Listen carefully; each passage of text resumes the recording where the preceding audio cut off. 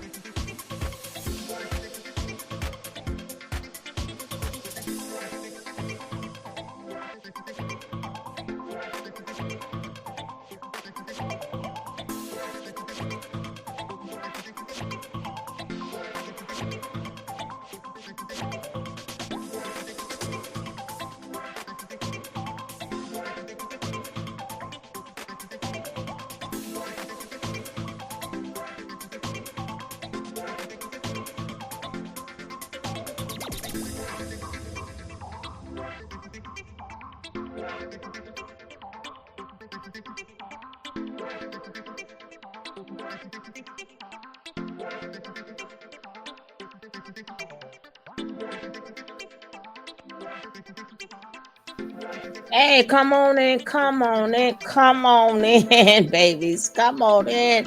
What's up, Spice? How you doing? Hey, Sunday. Hey, Minister Deborah Davis. How are you, love? How was everything with you? Baby. Oh, this is, I mean, we got between Diddy's daddy. We got we got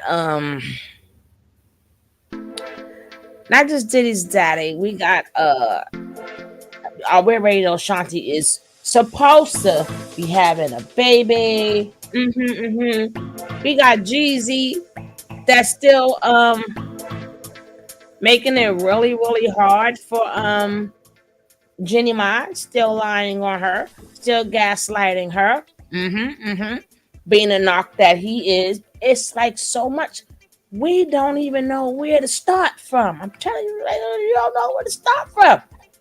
I'm telling you, this is some real life reality crap. You don't even gotta watch TV no more. All this stuff is unraveling. And the crazy part is that a lot of this again is old for us. It's old for us, but it makes you go back in time. Anybody that's like 55, 54 and over, I would even say 50. Now I'm gonna say 52 and over. We was there when a lot of this stuff was being heard. Most of these stories we have heard, but the problem is, if you look up and down this internet, and a lot of times I show you guys older videos, all this stuff been out. Now all of a sudden everybody care. It's like, why? We been new, but we didn't been new, but we heard of it. And everybody knew of the abuse of this young woman. Now all of a sudden, yeah. I mean, every time you turn around, it's some new news, you know? So where are we going to start? Let's find out. Let me get this music down. Don't forget, if you could share the live, share the live. If you didn't hit that like and get it over with. Get it over with. Let's see where we gonna start today, baby. Whew. And I think we're gonna start with Diddy's son. Yeah. Because they say he claiming gang. I don't think he claiming. I think I'm gonna do him. I'm not gonna. I think I'm gonna show it on the Instagram. Let's see if I can get it there instead of showing what somebody think. Let's see. Will he be King Combs? He gonna be the king, all right.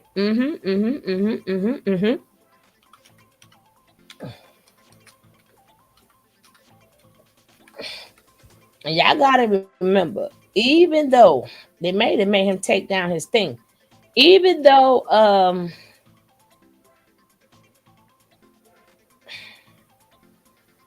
Diddy going through a lot, doesn't take away that man still have money. It doesn't take away. He can still pay people to do things because people care about the money. Now he took that sucker down.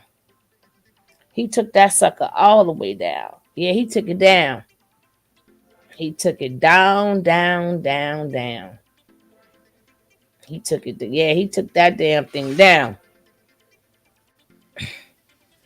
Why you representing some gang? Okay, they gonna gang his behind.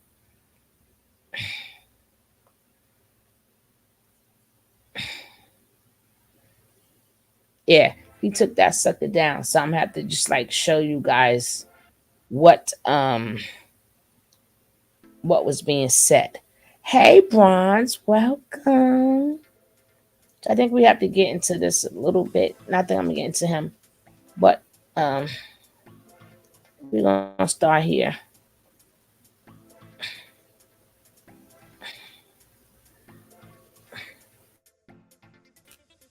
And again, this is a year ago. Let's go. Gene Deal, Gene Deal. That means the big gangster brought me. I've been getting paid $30,000 a month.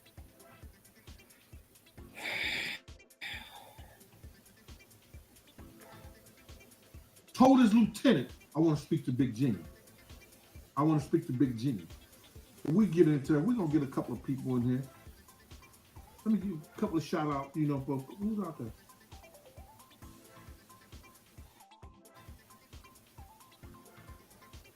All that shit gonna blow up in their face, y'all. And I'm gonna sit back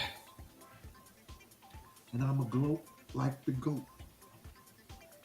The Crip that didn't have weapons. Y'all don't know how big Keefy D was back then. You understand? And for him he gotta get a gun from Zip. That's the bullshit that Greg Kagan lied that he told. All that shit gonna blow up in their face, y'all. And I'm gonna sit back and I'm gonna gloat like the goat.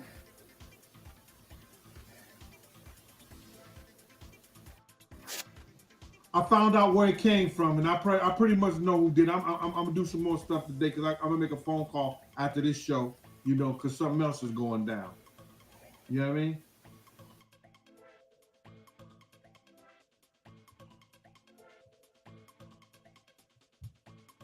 Libra Queen, what up, mama?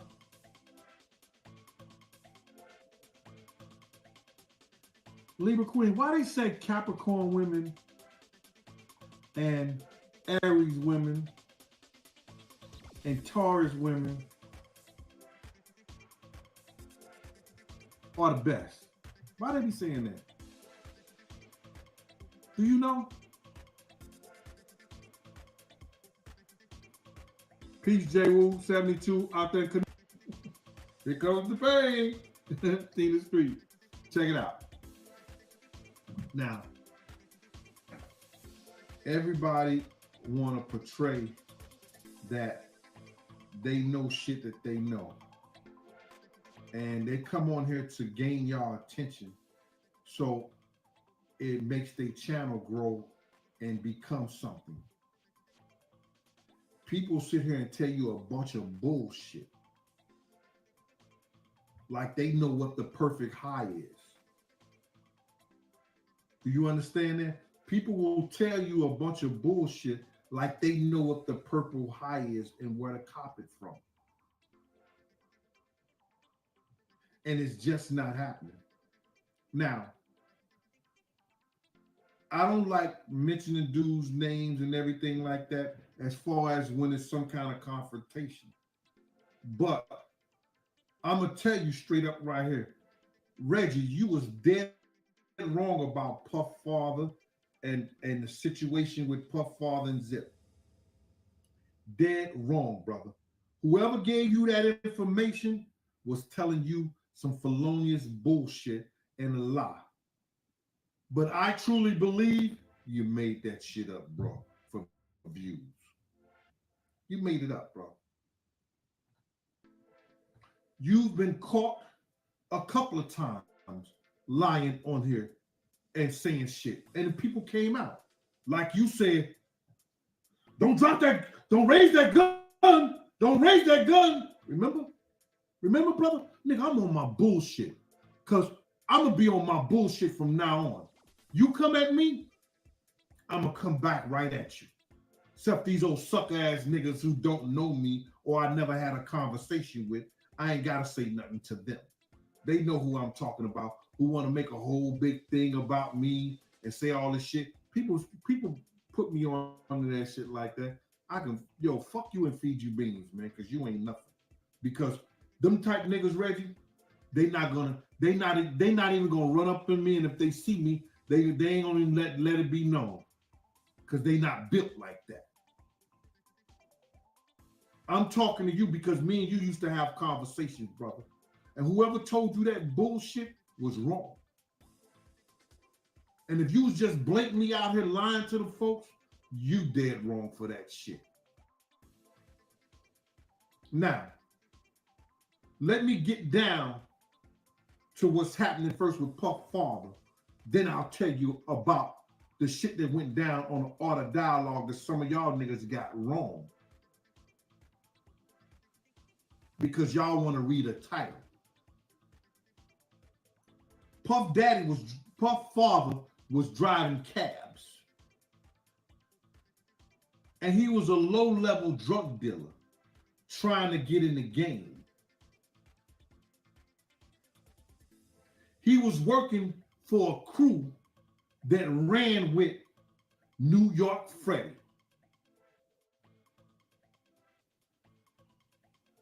My OG, my man, Omar, who used to represent our block when we needed stuff for block parties, when we needed stuff for, boat rides and stuff like that, he would slide the extra cash that we needed. God rest in peace. He died of that COVID shit. Omar. I had him on the channel talking one time.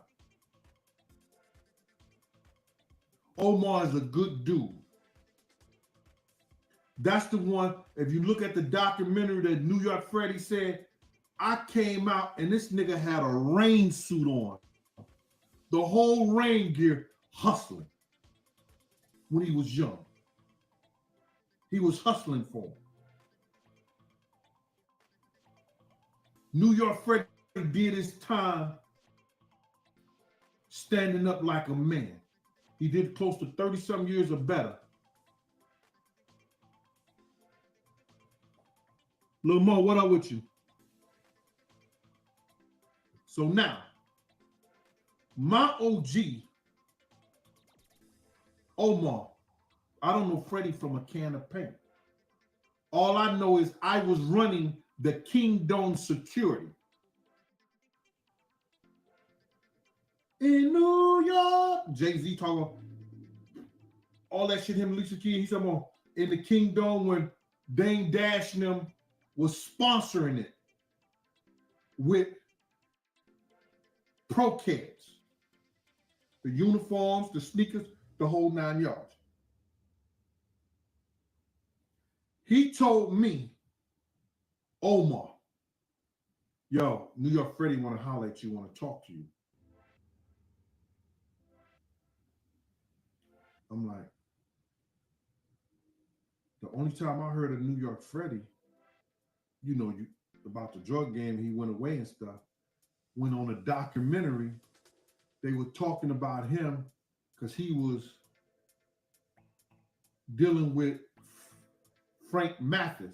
Frank Mathis is the biggest drug dealer that ever came through the United States. He was dealing with the French Connection. There's a couple of documentaries on there. There's about to be a movie on him. He was bigger than Frank Lucas and all of them.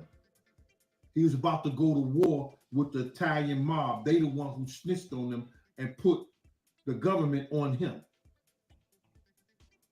Frank Mathis. So now, New York Freddie calls me over. He tells me, Omar told me you're a good man. You're honorable. And you're about your business. I know that you're a parole officer. But I hear you held down a lot of people and you look out. Well, I make sure they know what they're supposed to do and what they're supposed to have, but I'm not doing that I was supposed to do. So I'm there quiet, listening to this gangster who is blessing me. I'm listening. You heard what I said on the last show? I'm all ears. So New York Freddie is like, I tried to have a meeting with Russell Simmons and he denied it. I was like,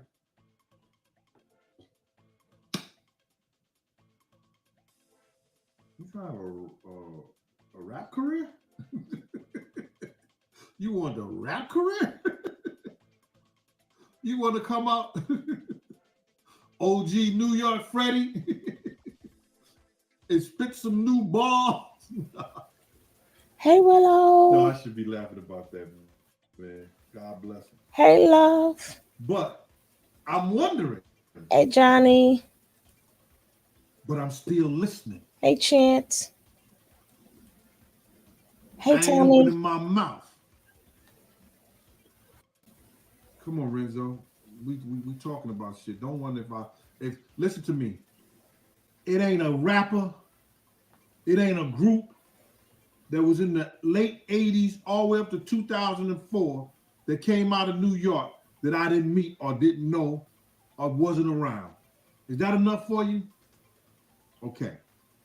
So you just think about all the people that you know, and I'm listening when he's telling me Russell Simmons used to work for me. Oh.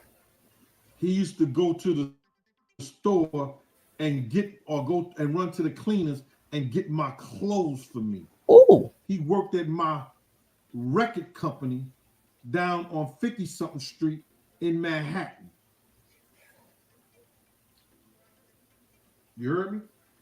Russell Simmons used to work for New York Freddy's record company before he came with all that shit that we know of. Used to go to the store for him.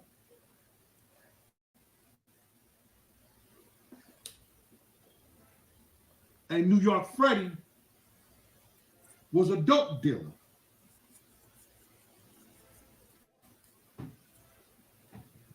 Now we know how Russell got his habit. Now we know how Russell got his habit. New York Freddy told me he used to work for me.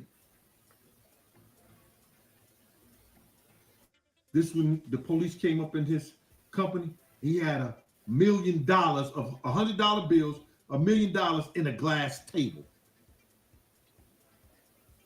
Yo, boss, can I clean that table?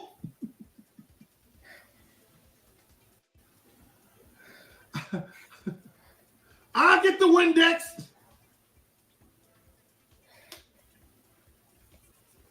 Now, Russell denied it. So now, he wanted to have a meeting with Puff too. Me and Puff was still cool. 2004,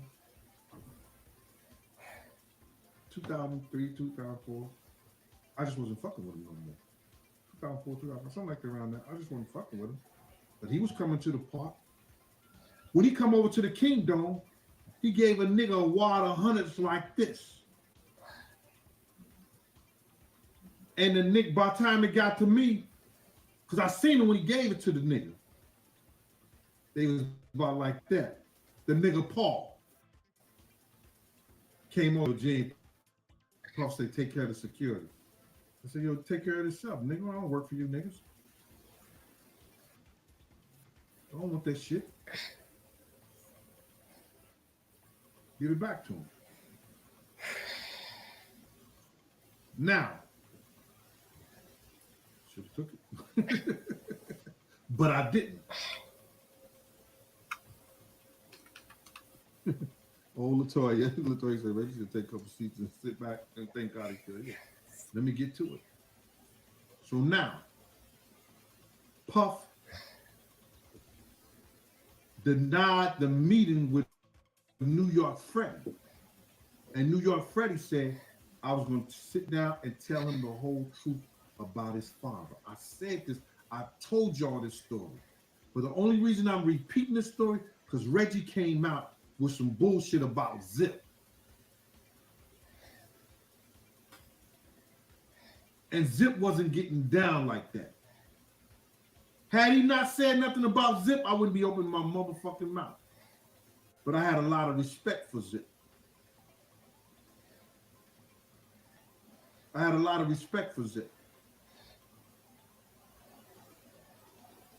He put that lie on YouTube about Zip. And it wasn't true. Now, New York Freddy said,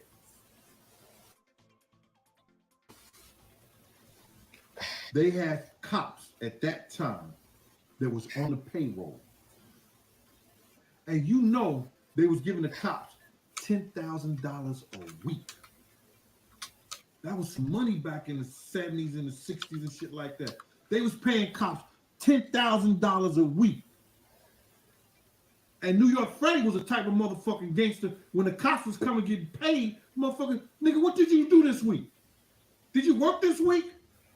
I ain't get, I ain't get no information. I ain't get this, I ain't get that.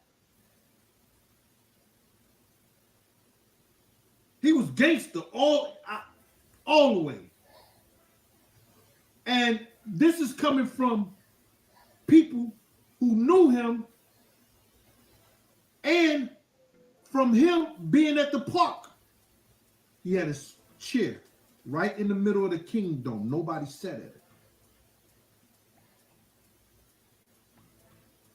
He had that respect. So now, he said, Puff father used to work with our crew, but he was coming in as an underling. When he got to the point where he was making a little money, he got trusted with a little bit more weight. Puff father got caught in a sting.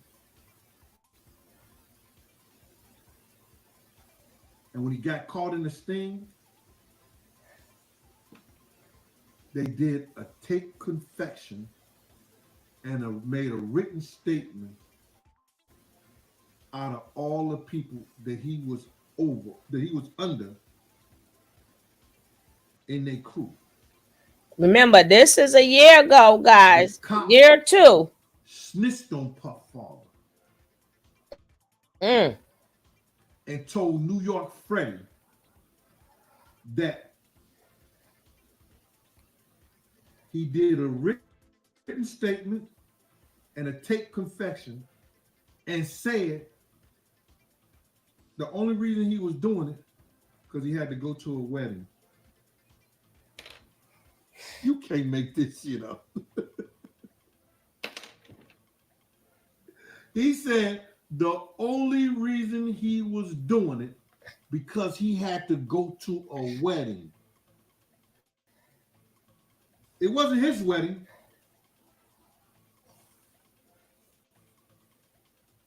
It was one of his best friends. One of his best friends that bought him in the game. It was one of his best friends that was getting married that he didn't want to miss the wedding, so he told.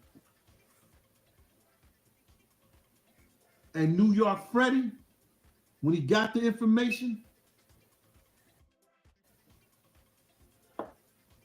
he went to the best friend. Now, we're gonna leave that there. And then we got another old one from Choke No Joke. Another old, remember, these are old videos that was already out there. What, I guess we didn't pay it any mind, or maybe we knew. A lot of stuff we know, us old schoolers, we know. But we like, to us is nothing new. It's nothing new. But damn if it ain't coming out now and I have to realize that in other states, it is new. If you're if you living in a certain area when all this is popping, of course it's old to you, but new to others.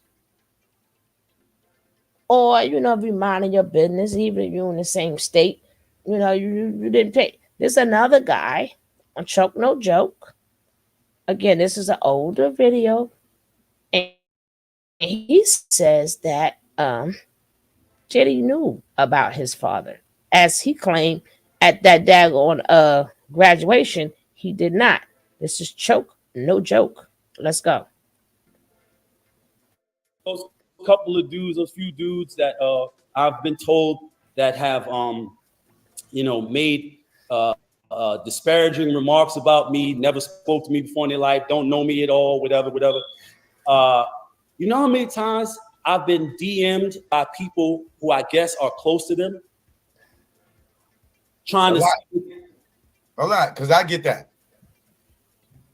Yo, live here, be here. This got this going on. It's listen, y'all ain't got no money to hide. Y'all ain't got no money to. I'm about to walk outside and walk around on my property for believe you me, when you see me smiling, it's because I am fucking happy. Right. For real. I'm really listening. I've been given some insight into why they're not happy. You're not happy because you're trying to live someone else's fantasy. They're lying and you're trying to live their lie. You're trying to slip yourself into someone else's lies. They're not doing any of the things you say. Even the people you see on, you got to realize that if a person makes their living in front of a camera, they're going to be in front of a fucking camera all the goddamn time, projecting that they have something going on that they don't, because that is that on Instagram. Right. You and I have been in these spaces and places a long fucking time. We know it's not. Right. But they believe everything they see because they can't accept the fact that they're going to have to work harder than they think, and longer than they think, and be smarter than they are, in order to have the kind of life that is being projected and produced for them to consume. Like all these dudes now, they all of a sudden everybody's a billionaire. Oh yeah, that's the new shit. Everybody to get comfortable enough to say it, and once he said it, I'm not going to say the M word, but all of the people who are living vicariously through these pretenders in front of the camera and on the microphone, all of a sudden they started becoming comfortable. Well, shit, he said millionaire. I could say millionaire too. He said million. I could say millions too. Yeah. You know, he said hustler, I could say hustler too. Yeah, now it's billions. Puff just said the other day at the Super Bowl, yeah, man, you know, I'm the first black trillionaire. You know, Puff been getting money telling people things that weren't true since the beginning, right? Right.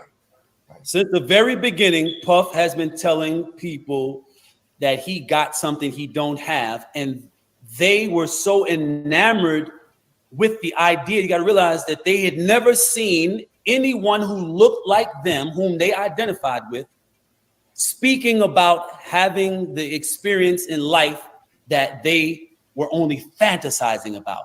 That's why they were so caught up in the whole Bad Boy show, because it's like, yo, I ain't never seen a nigga like this before. Wow, look, yo, he look like me. Look. But it was all. That's coming. Why do you think Biggie sold him his publishing for $200,000? Biggie Smalls publishing, Notorious B.I.G.'s publishing, $200,000.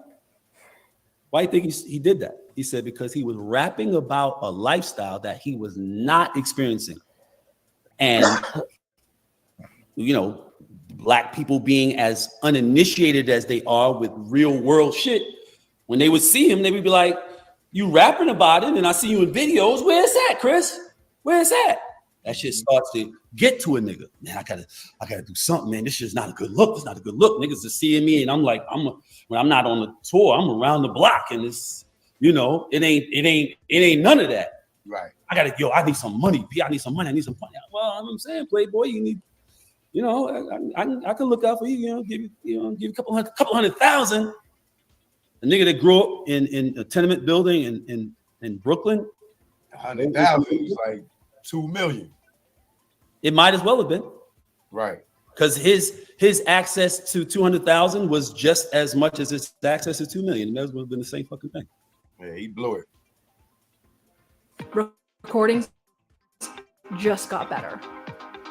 Hey, it's Dana from StreamYard. I'm so excited to announce that local.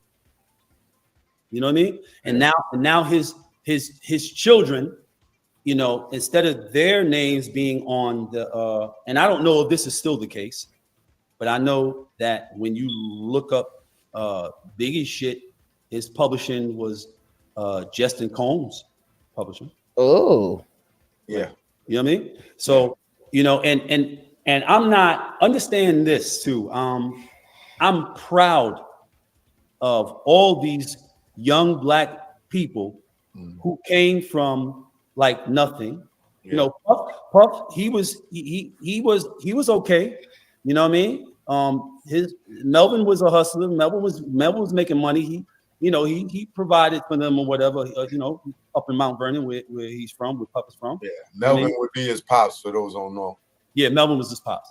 So, you know, like, so he didn't grow up as struggling as a lot of the people who relate to him, Right. who were relating to him at that point. He didn't grow up with that kind of poverty and struggle that they did. Right. You know what I mean? But he wasn't, you know, his father wasn't like my people.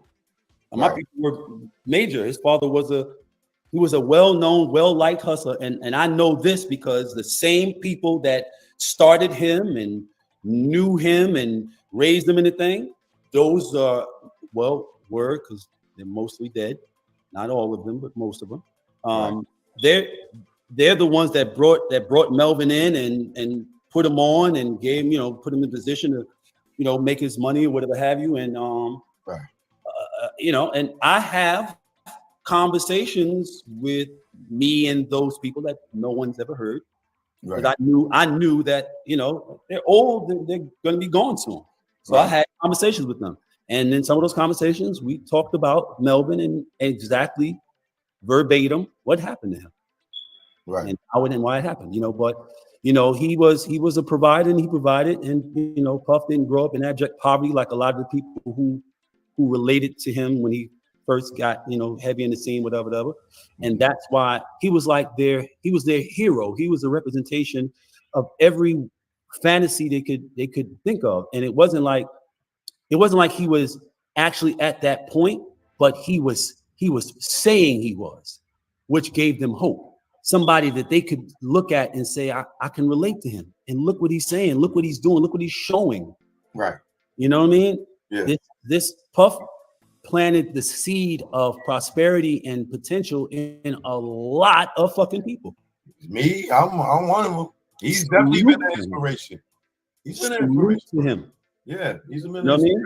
Salute to him. And for these guys to come like Puff, again, he's kind of an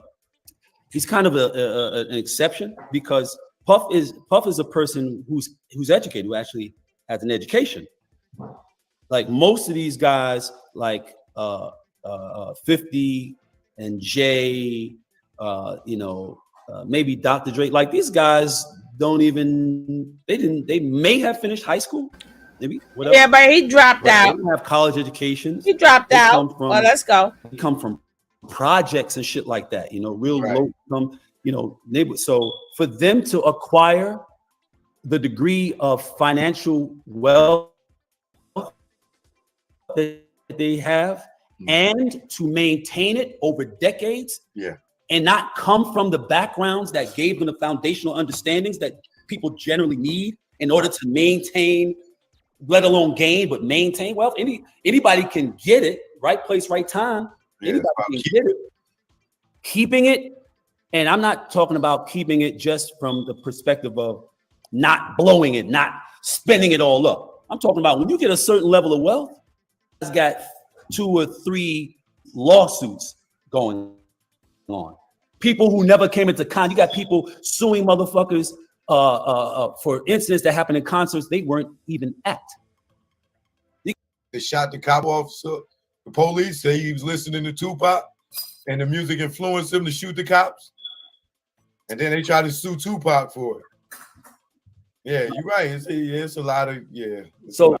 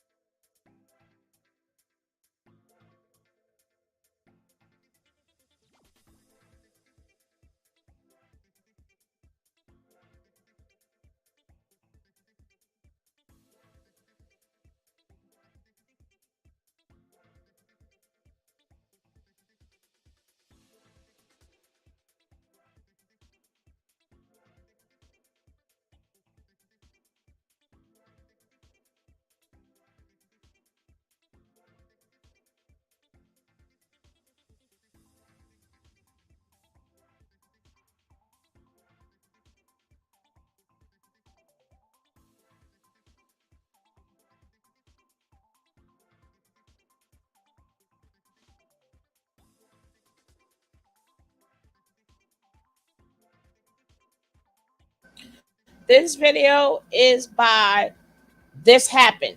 This Happened. Go and check them out. Go and check them out. This happened. Right? And again, this is fair use. This is fair use. And again, alleged crimes. Let's go. I'm a savage! Oh! I'm a savage! Whatever I want, I'm going to get! Whatever I want, I have to get! It looks like we might be witnessing the ultimate downfall of Sean Diddy Combs, the man who these days goes by the name Love or Brother Love, but whose checkered past is filled with violence, death, and disturbing allegations ranging from grooming to SA and even trafficking. Since his rise from a background dancer to one of the most powerful moguls in hip-hop, Diddy has repeatedly faced allegations of using violence against everyone from his girlfriends to fellow rappers. Most recently, Diddy was sued by his ex-girlfriend Cassie for DV, SA, and trafficking, including alleged depraved forced encounters with other men. And yet, despite the severity of all these allegations, Diddy has somehow managed to insulate himself from criminal investigation. Looking back at his history, it seems there are so many things Diddy has done that have been swept under the rug and kept quiet because he just has that much power. But what history also showed us time and time again is that no one is too big to fall, and it looks like Diddy's power might be running out. Get ready, because in this video, we're taking a deep Before we start this, baby, let's check these likes. Just check these likes. Just check these likes. How are these likes looking? Can we get 2 likes? If two nice people in here did not hit the like, please support the channel and hit the like. That's the best way to support the channel. Hit the like. All we need is 2. All we need is 2 more likes. That's it. That's all we need. Hey, Bronze Flat. Welcome. Please, as you come in, hit the likety like. We got so much to do.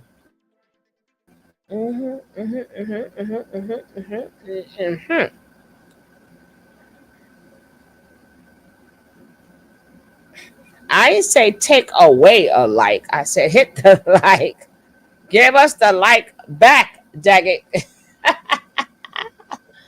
Whoever, okay, you gave it back. So we're gonna but I don't want y'all to miss it now.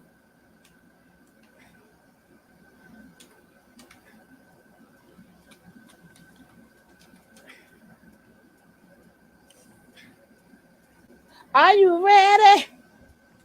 Y'all ready, baby? Are you ready? We ready. Are y'all ready?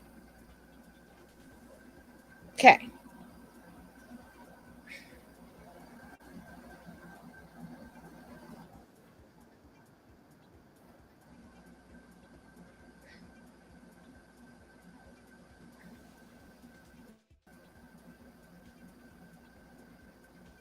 Ah, freak.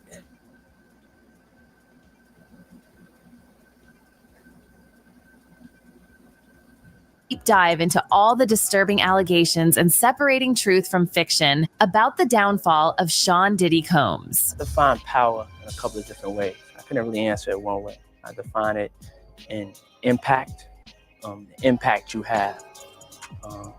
Is it positive? Is it negative? There's 2 ways your power could go. Sean John Combs was born in Harlem, New York City on November 4th, 1969. His mother, Janice Combs, was a model and a teacher's assistant, while his father, Melvin Earl Combs, served in the U.S. Air Force and had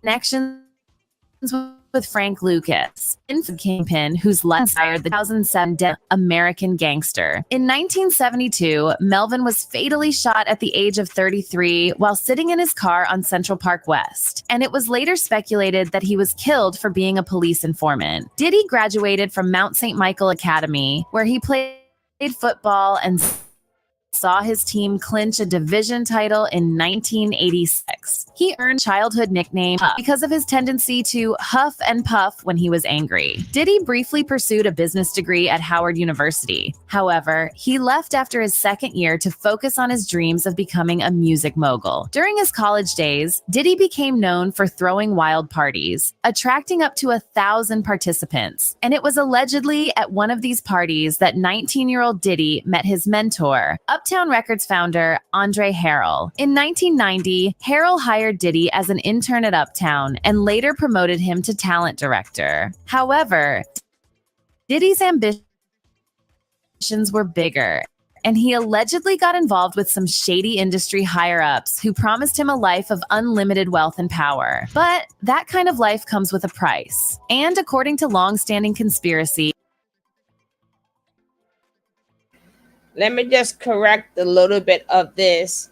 No, he did not meet Andre Harrell first. He met Heavy D first. Heavy D introduced him to Andre Harrell. See, a lot of times, sometimes you have to correct them. You have to correct them. No. What happened on that behalf was, when he went on back on down there, remember they left, his pops passed, they got a house out there in Mount Vernon. That is where Heavy D is from. Heavy D is from Mount Vernon too. Mount Vernon is not all that big. So he kept coming around Heavy D, and then Heavy D is who introduced him to Andre Harrell. So that would be incorrect. Unless she's going to fix it somewhere down the line. But sometimes people telling the stories, they don't tell them all the way. So we got to fix them a little something, something. But let's go.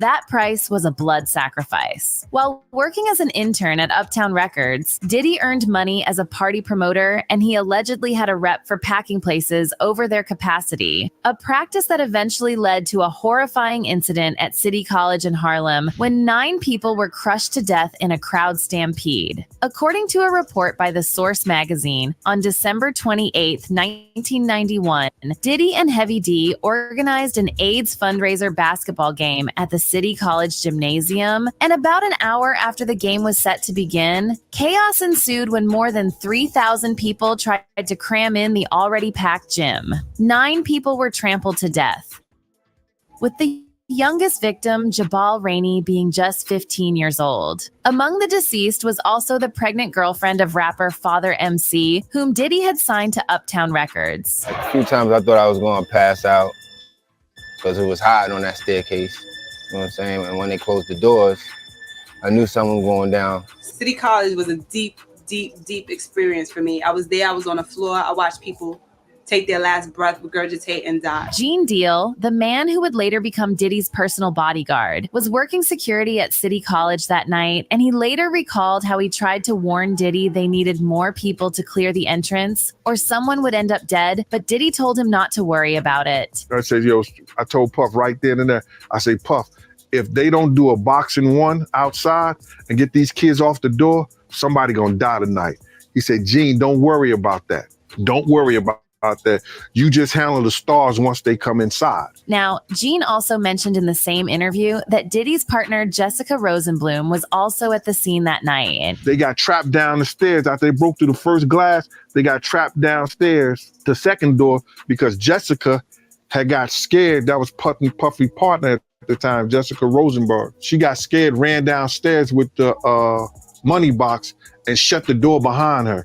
And all those people got shut down in there. Jessica was one of the most prominent female party promoters in the hip-hop scene in the early 90s. And while very little is known about her private life, she was reportedly the mastermind behind Diddy's infamous white parties that he started throwing in the early 2000s. And there's also been a lot of conspiracy theories about Rosenblum being part of some kind of secret Hollywood society. The only other prominent female hip-hop music promoter in NYC at the time was Maria Davis. And in 2015, Maria made some very interesting comments about Jessica Rosenblum in an interview with Vibe magazine. You're always nervous trying to get people through the door. And back then, I was the only Black female promoter. There was nobody else doing it the way I was doing it. It was just me and Jessica Rosenblum. Puffy, Russell Simmons, and all them used Jessica. They used her and God used me. Now, and don't forget, guys, we still got more. But I have to say, welcome my favorite Anti. Yes. Hey, Anti, what's up, baby? But we got to continue on this. Don't forget, guys, if you haven't hit that like on your way in. But let's keep this going because that's what we do, baby. Is we gonna is they doing what?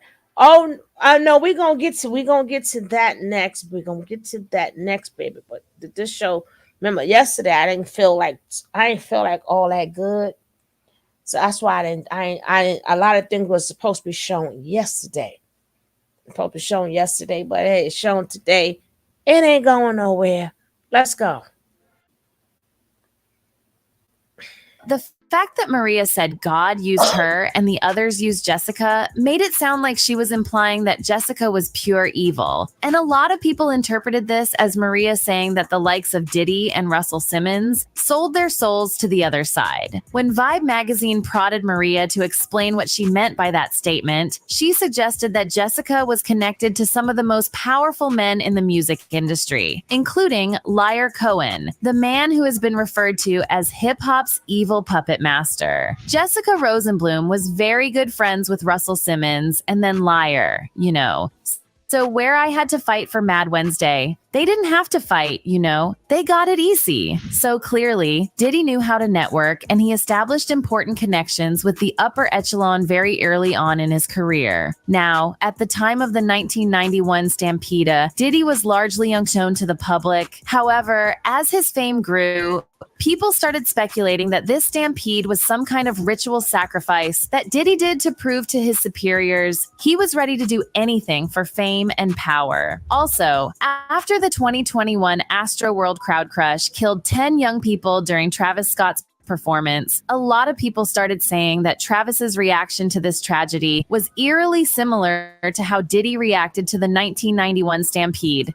One of the back rooms after the 9 children have been taken to the hospital. He denies this, of course, but multiple people have said that they saw him with their own eyes. Following this tragedy, multiple wrongful death and personal injury lawsuits were filed, and yet no criminal charges were brought against Diddy or other organizers. This incident was allegedly one of the reasons why Andre Harrell fired Diddy from Uptown Records. But Diddy already had a plan. In 1993, he founded Bad Boy Entertainment, forming a partnership with Arista Records and bringing along Christopher Wallace, aka Notorious B.I.G. or Biggie Smalls. Diddy and Biggie initially connected in '92 after Diddy expressed interest in meeting Biggie following a feature about him in the Source magazine. During this time, Biggie formed a friendship with West Coast rising star Tupac Shakur, and according to Biggie's associates, Biggie and Pac were very close, often spending time together outside of work and socializing when Tupac went to New York or Big to LA. However, their friendship came to an end after the 1994 incident at Quad Recording Studios in Manhattan, where Tupac was shot 5 times.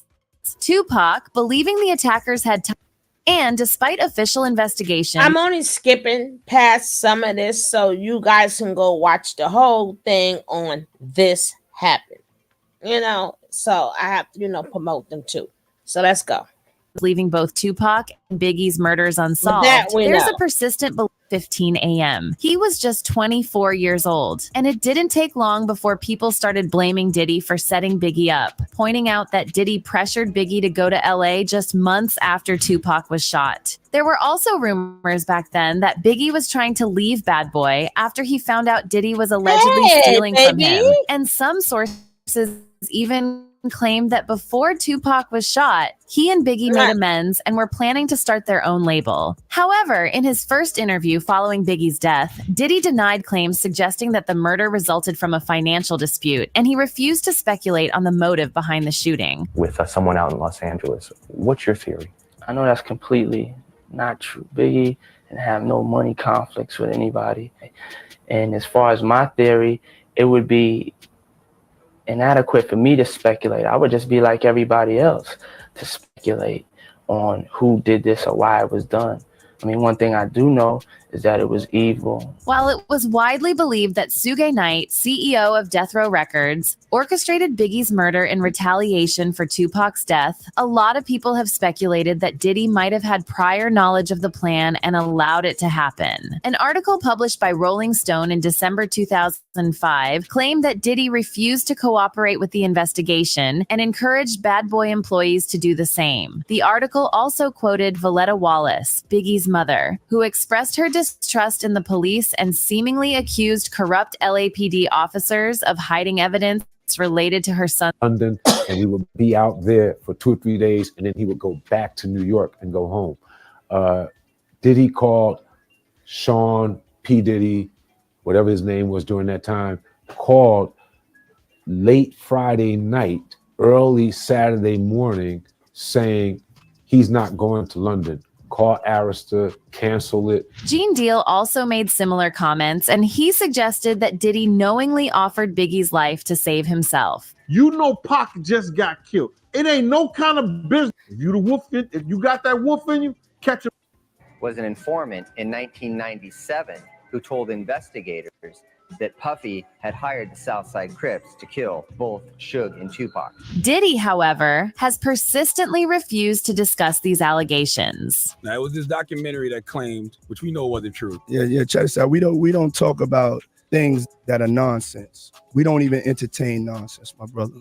So we're not even going to go there, with all due respect. But I appreciate you as a journalist asking. Thank you. Now, some believe that Diddy's alleged announcement of a $1 million bounty on Tupac and Suge Knight might have been just an attempt to stir up tension and not a direct order for a hit. Prior to the shooting, Tupac and his crew jumped Keefe D's nephew, Orlando Anderson, after Mike Tyson's fight at the MGM Grand Hotel in Las Vegas. The confrontation between Tupac and Orlando reportedly started over Orlando stealing a death row chain from a death row affiliate, Traven Lane, and there were rumors Diddy was planning to use this chain to provoke Suge Knight in a music video. So Tupac's tragic murder might have been the result of a heated situation and nothing more. But despite this narrative, baby, I'm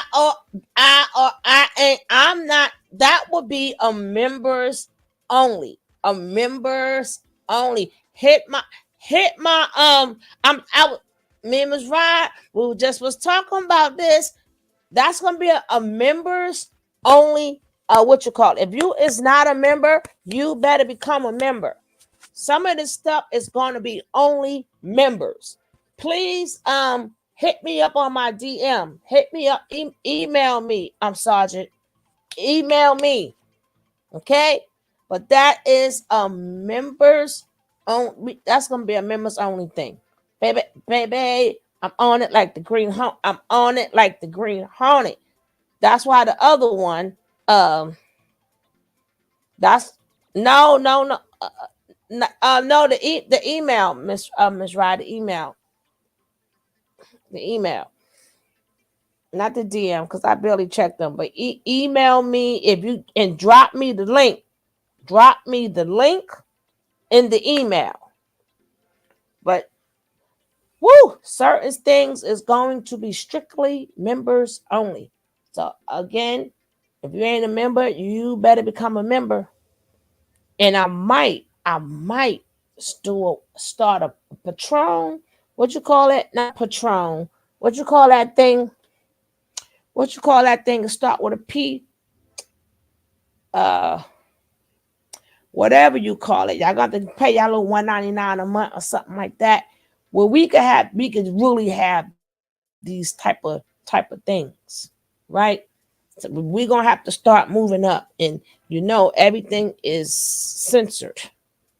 Thank you, Ma. Hey, Ma Ann. Hey, Ma Ann. Hey, Ma Ann. Again, thank you, Deborah. We're gonna start doing a Patron, but y'all know I be on it like the Green Hornet. I don't play, but certain things I just on these regular things. I just have to let certain stuff be. I'll talk about it, but I let certain stuff be. Certain stuff, if we really want a lot of this stuff, which I'm not, again, that's gonna be a members only. Members only. And then certain things may have to be a Patron. I gotta find out how to even do that. So I don't care if it's just 2 of us in there, 3 of us in there. At least we ain't got to worry about, getting your channel taken. You ain't got to worry about all that other stuff. But yep, that's gonna be that. Like I said, I'm not worrying about how many people is on. I don't care if it's 2 people. At least we can we can get down to the bottom of some of these things. You know what I'm saying? And Well, we're gonna let this continue. Yeah, that's it. Thank you, Miss Rod. Thank you, Miss Rod. Thank you, Miss Rod. But next week it's not that much for a membership. Make sure you guys get the membership, because you have to remember, even though it might be on YouTube or whatever, that doesn't mean you can show it, and that doesn't mean that you can talk about it. Your channel still may get in trouble. You understand what I'm saying? Well, all right. And then, yeah, we're going to have some New York talk. We're going to have some old school New York talk, right? We're going to have to. Now, we thought we was old, but now we got to go on back to our younger days now. and say what the heck, what was going on, what was going on. All right, all right.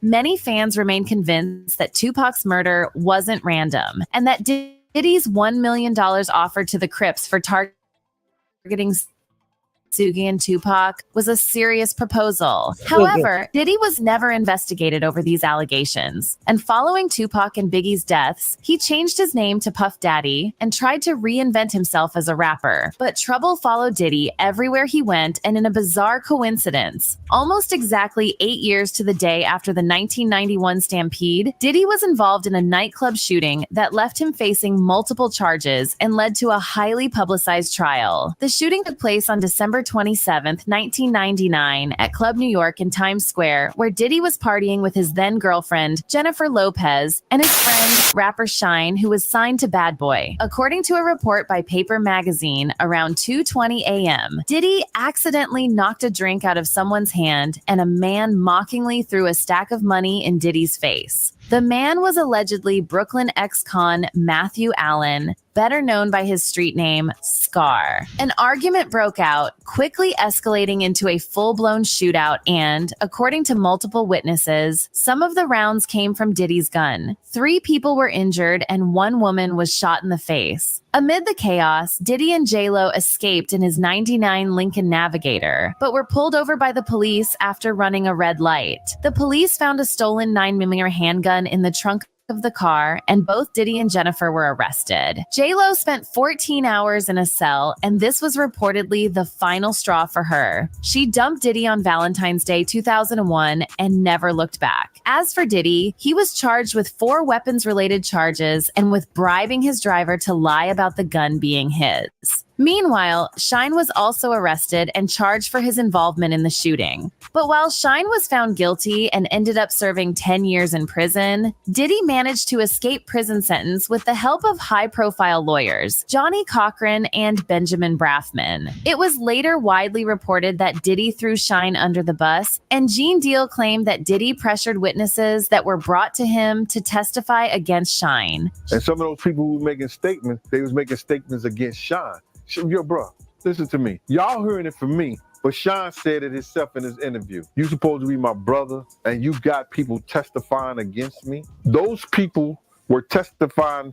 They were brought to Puff first, saying that what they saw against Shine and what they saw Shine do. Shine later converted to Orthodox Judaism, and this led to an urban legend about Diddy being the devil incarnate because multiple bad boy artists turned to God after dealing with Diddy. Shine embraced Judaism, Mace became a pastor, and Loon became a devout Muslim. Anyway, the 1999 shooting was what led Diddy to change his stage name from Puff Daddy to P. Diddy in an attempt to distance himself from his criminal past. He would go on to change his name and rebrand his image multiple times following different public controversies. Back in 2017, he changed his middle name to Love, shortly before his ex-girlfriend Kim Porter died under mysterious circumstances. I decided to change my name again. I'm just not who I am before. I'm something different. So my new name is Love, aka Brother Love. I will not be answering to Puffy, Diddy, Puff Daddy, or any of my other monikers, but Love or Brother Love, okay? Almost exactly a year after Diddy announced he was changing his name to Love, Kim Porter. Woo, girl. Woo, it's so much. And we haven't even gotten to that stinking Jeezy yet. We gonna get there. And this is from my man, my boy, Fame. That's what he's one of the best to do it. One. I keep trying to tell you guys, every last one from them 80s and 90s. That's even why we got the old school hip hop, because it's all about old-ish celebration of 50 freaking years. They're even going back 50 daggone years. So all that stuff we seen, And that crack era and the heroin era and all them eras is coming back to bite a lot of mofos in the butt. There is nobody safe. There's nobody safe, baby.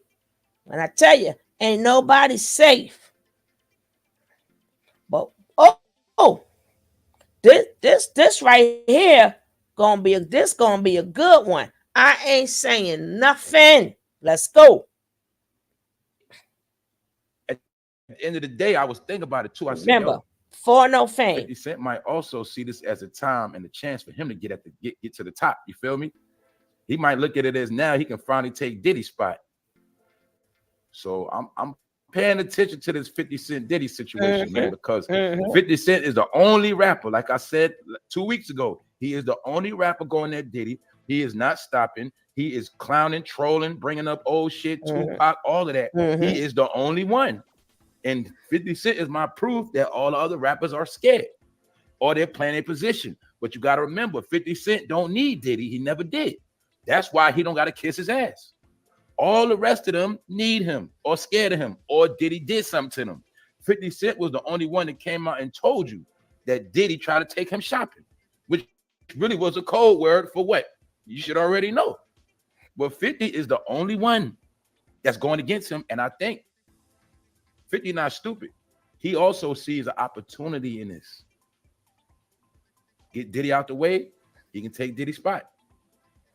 Then it just be him and Jay-Z left. Get it? Even though 50 money is not on that level, but his influence is. His influence is still heavy around the world. 50 Cent just finished rocking overseas, Africa, all of that. Yes, he's still big. I was going to show y'all a picture of an African that dressed up to look like 50 Cent and go to the show. That's how much influence he got, man. But 50 Cent developing documentary on rap rival Diddy. This is what's being said, y'all. This is what 50 said. I thought Diddy was a billionaire music mogul. If he's smart, he will file bankruptcy now. Anyone with real money knows why I'm saying this. I'm the best producer for the job, guys. Here come the receipts. And this is a post that was referenced to 50 Cent allegedly wanting to produce Surviving Diddy. Or they're going to give it another name, something like that. But he's letting Diddy know. Basically, if he was smart, he'll file bankruptcy now because according to what's being rumored, 50 Cent is in communication with certain people that don't like Diddy. And I think it's allegedly some people that want to step forward too. I don't know, but it's going to get nasty, y'all. But as of right now, Diddy is still being destroyed on the internet. All right? This is the cover of the new documentary coming out, Surviving Diddy, man. Damn. It's the new shit coming out. 50 ain't 2 cents. 50 ain't 2 cents. Allegedly, man. Allegedly. This is just jokes. Another thing I want to say, so I don't want to forget. Y'all know I was talking about Usher yesterday. Yo, y'all know I was talking about Usher. Do you know how many idiots was trying to break down what herpes is to me? Y'all got to stop that. Now he can get his liquors back popping and all stuff, niggas. Anyway, back to this dude, man. Surviving Diddy. This gonna be the cover of the shit. All right? We got jokes today. It's that simple, man. Grand Rising, everybody, man. I be trying to chill, man. But people like pushing my buttons, man. I like turning up. Anyway, as you see, 50 is capitalizing off this, y'all. I think he's gonna capitalize off this financially. If I don't know if you've been paying attention, 50 Cent has never been as active on the internet. He is dropping shit left and right. He got Raising Canaan, all type of shit going on. But he also is a wise man to use this time to his advantage. And if he can get Diddy out the way, that's more money for 50. You get it? 50 got his liquors too. They ain't been selling like that. Now he can get his liquors back popping and all the other shit he trying to do. But I'm gonna be honest with y'all, man. Nothing hip hop is really gonna make no more big money no more.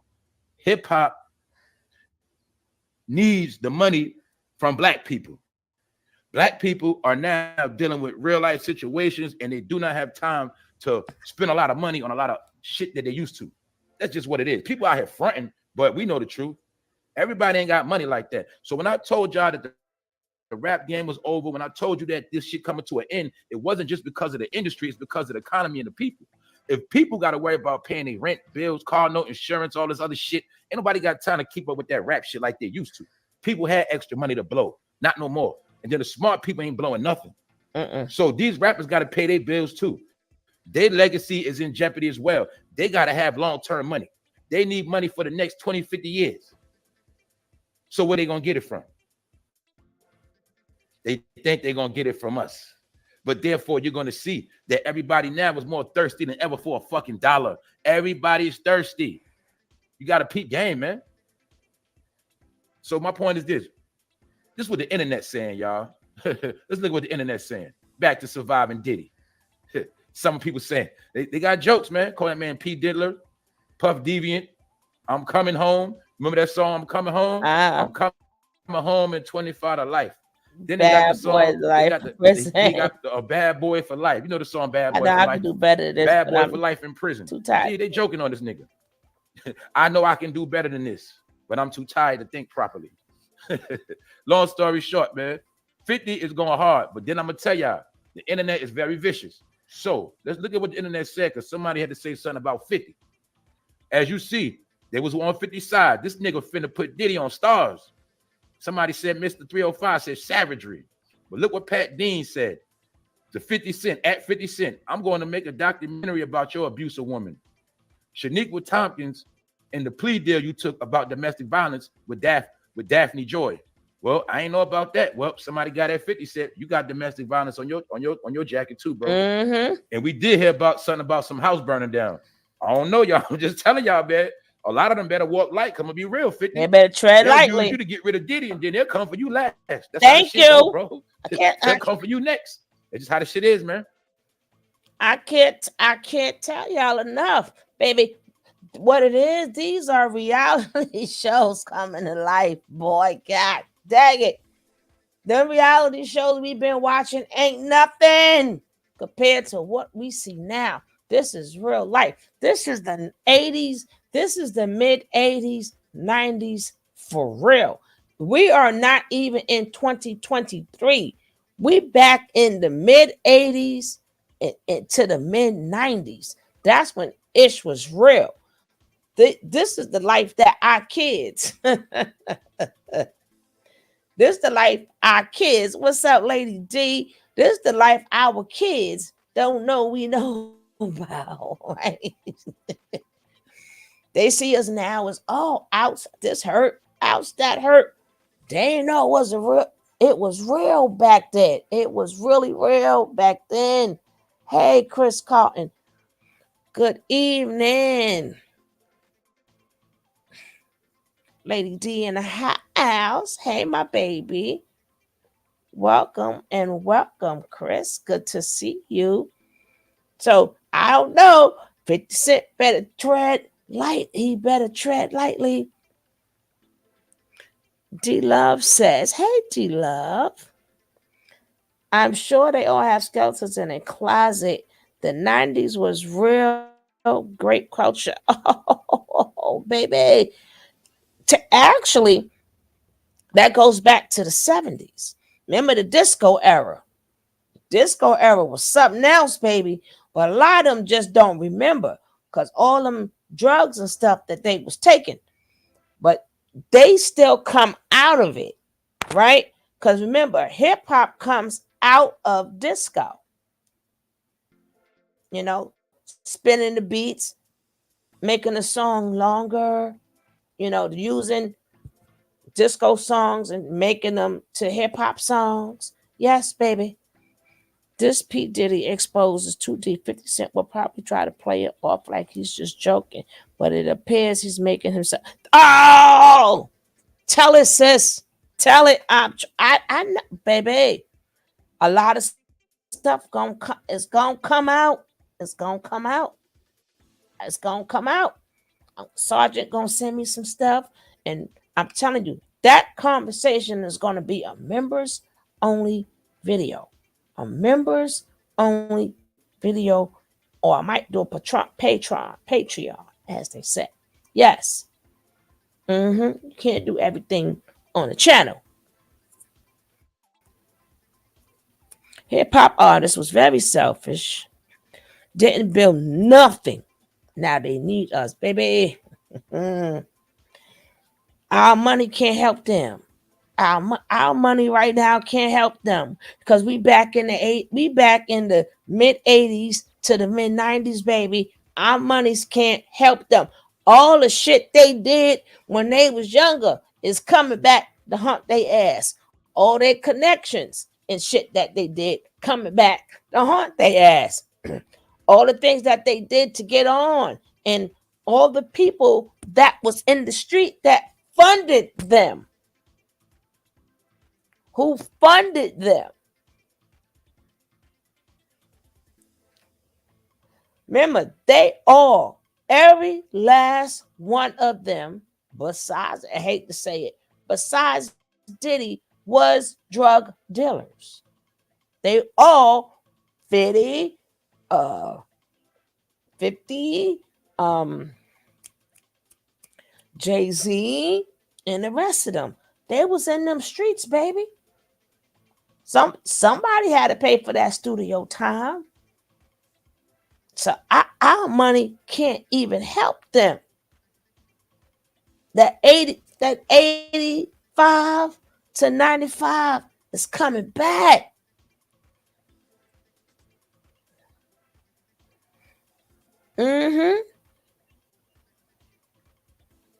It was off R&B, blues, and the funk, and disco. And don't forget doo-wop. Doo-wop was a main component in hip-hop, if y'all remember. It started on the corner. We was on the corners the same way they were singing the doo-wop. We was just rapping on the corner, and the next person went, and they tried to get some girls. So it wasn't even no music, right? People forget at a time, only at a party, like you had the music, but that's how a lot of people got a cadence and they got a style because it wasn't no music. So they had to create with their voices. They had to create. The music didn't create them. They didn't have music. So they created whatever they created to make their rhymes sound good. Wasn't no music, right? Yes, baby, we traveling back into the time. I got a bootleg microphone, right? I got a bootleg microphone, but it does echo. Let me see what it sounds like when I say back into time. We're going back into time. We're going back into time. Yes. What's that man name? We're gonna do a time travel. all them dealers and stuff, they want their shine.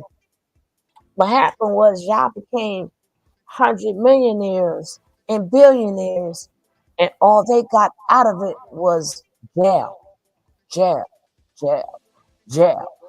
My little bootleg microphone, I don't care, I like it. I'm gonna get me a real one. I'm gonna get me a real one though. Hello. I'm gonna get me a real microphone. Only Justin and newborn girl got their mamas. Yeah. We time travel, baby. Oh, it sounds good. Good. Y'all know I get something new. I don't know how to act. I'm trying to get it to stop echoing, but then it won't talk. I'm gonna get me a real microphone. Yes, I am. I'm going to get me a real microphone, baby. Yes. After my support. What? Even we're gonna carry on.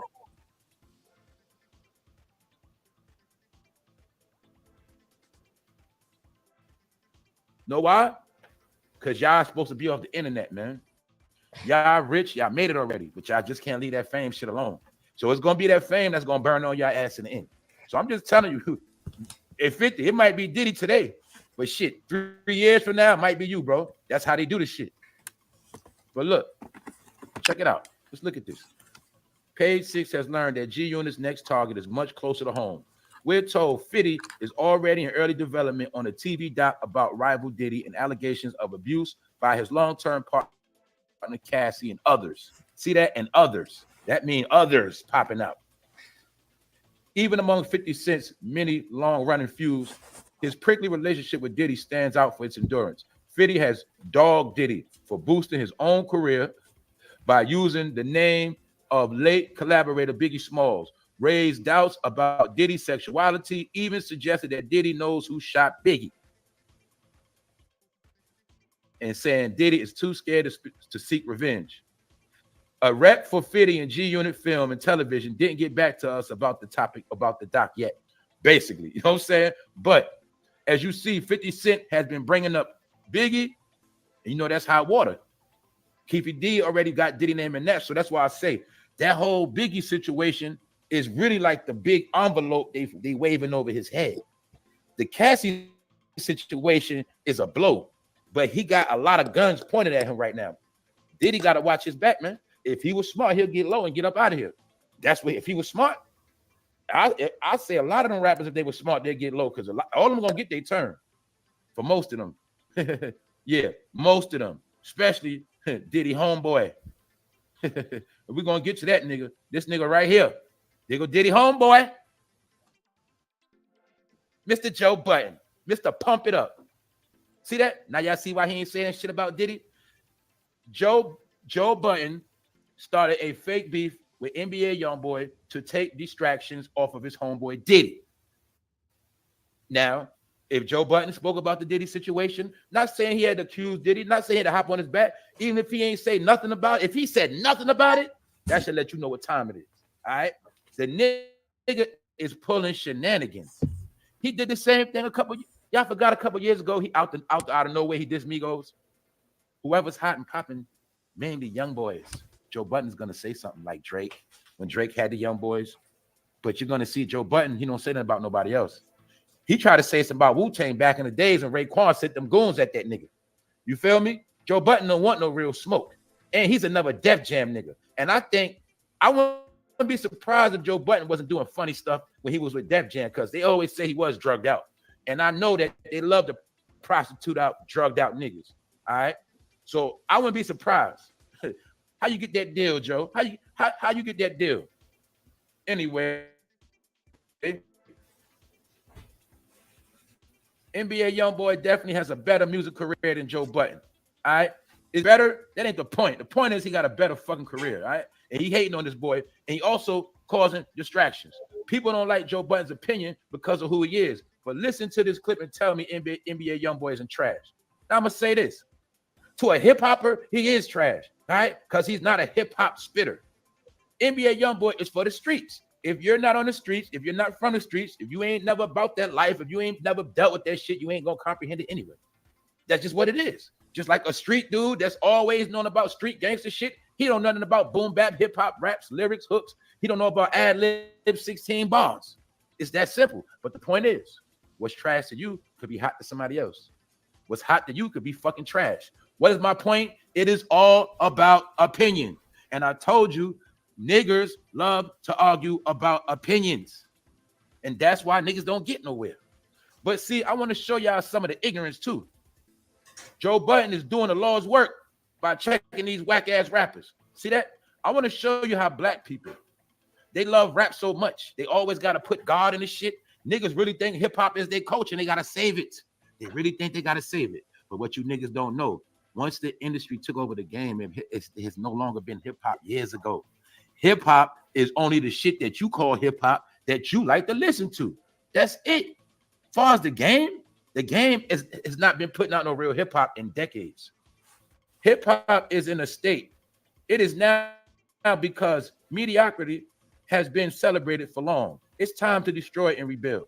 Now, I understand what this brother's saying, but I'm going to tell you what I said in my opinion before. If you want real hip-hop, you're going to have to make your own real hip-hop. Hip-hop is going to be underground. Good music will be good music. I keep telling you that.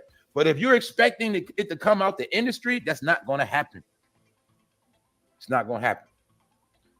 But my point is, this nigga said Joe Budden is doing the Lord's work because he dissing NBA YoungBoy?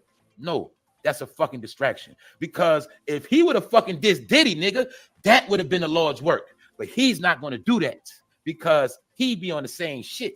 And now we're going to take a look at how friends of a feather flock together. And then we're going to look at why Joe Budden ain't saying shit about Diddy. And we also going to look at why Joe Budden is 20 years older than NBA Youngboy, but he want to take this time out to pick a fake beef, start a fake ass fight. I told you these black media outlets are trying to fucking jug up some new news so bad. See, they really want to help Diddy. A lot of them, they were waiting for a big story to pop so they could just get into a new story and take it off of Diddy.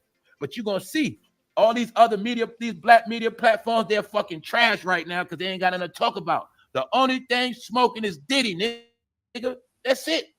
But they can't talk about it. That's why just go look at them. Look at every goddamn platform and you're gonna see all that shit trash. Ain't nothing to talk about. You know what I'm saying? And the reason why, because they're purposely trying their best to stay away from this shit. So when this nigga said Joe Budden is doing the Lord's work, let's see how much of the Lord's work Joe Budden been doing, y'all. Joe Budden responds to Sin Santana abuse allegations. Now let's look at a fucking pattern. Let's look at a pattern. I fucking told y'all about niggas with painted on beards. Didn't I tell you don't trust niggas with painted on beards? Didn't I tell y'all that? They all the fucking same. The part you don't understand. All right? Painted hair, painted beards. That represent fake niggas. That represent niggas that will go all out of their way just to deceive you on some bullshit. That's my opinion, nigga. But look, my point is this, man. If I meet a nigga and he got painted on shit, I'm not trusting that nigga. That's me. I don't give a fuck what you saying. You know what I'm saying? But look, let's look at the pattern. Joe Budden allegedly accused of beating on Sin Santana. Look like a Cassie thing going on, right? They look like they could be Cassie's sisters. See that? He want to switch his aura up with a hat. I'm gonna tell you, lady, don't trust niggas that wear hats and beards like that, man. Those be them niggas perpetrating like they smooth niggas, but those are the same niggas that be jealous niggas and a back smack a chick. You feel me?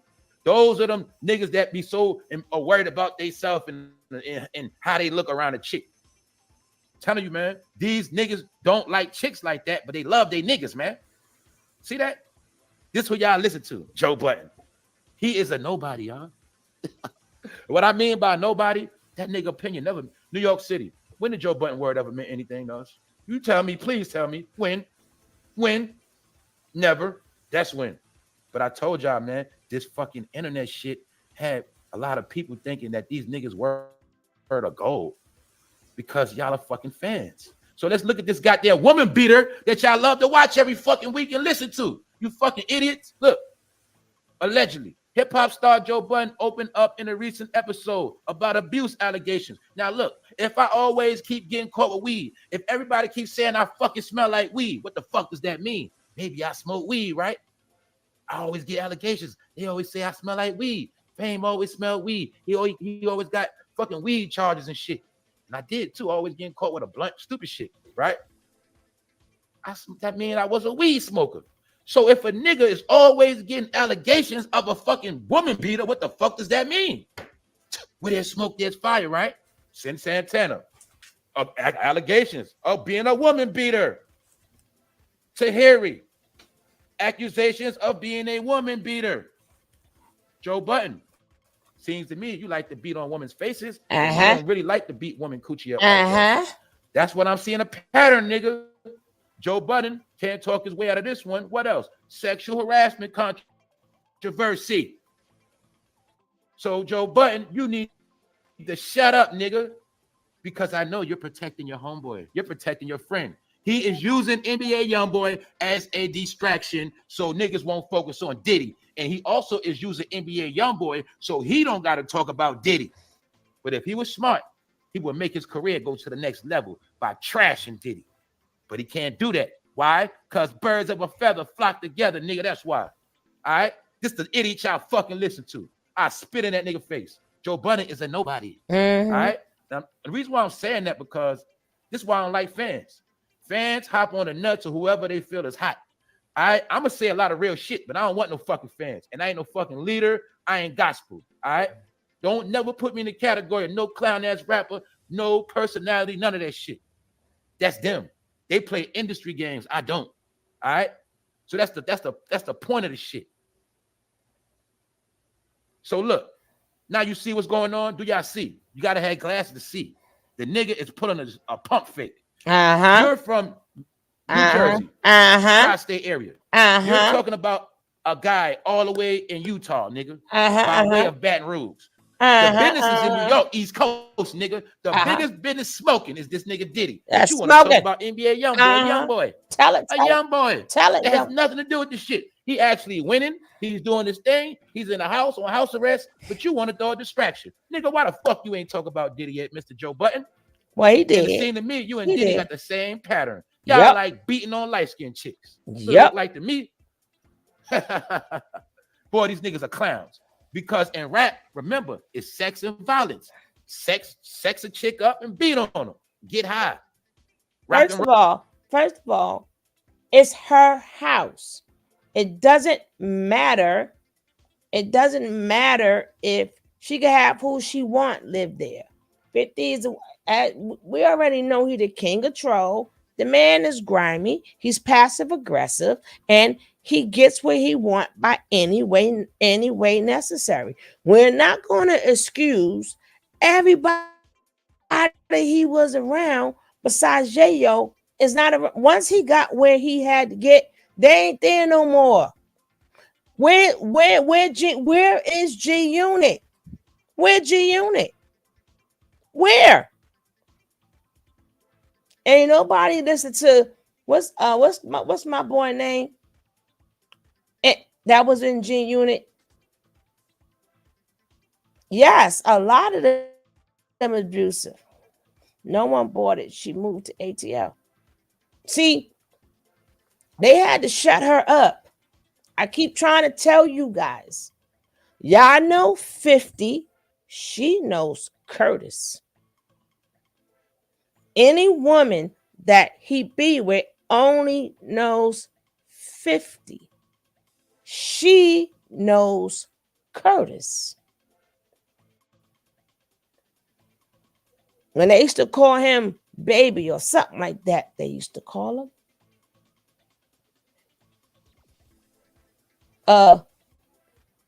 He had to say, he ain't gonna say but so much about her. Because baby, she will. She just might become another Cassie. She just might become another Cassie. Y'all want to say what y'all want, but she knows Curtis. She knew him when he was in them streets. She know the people.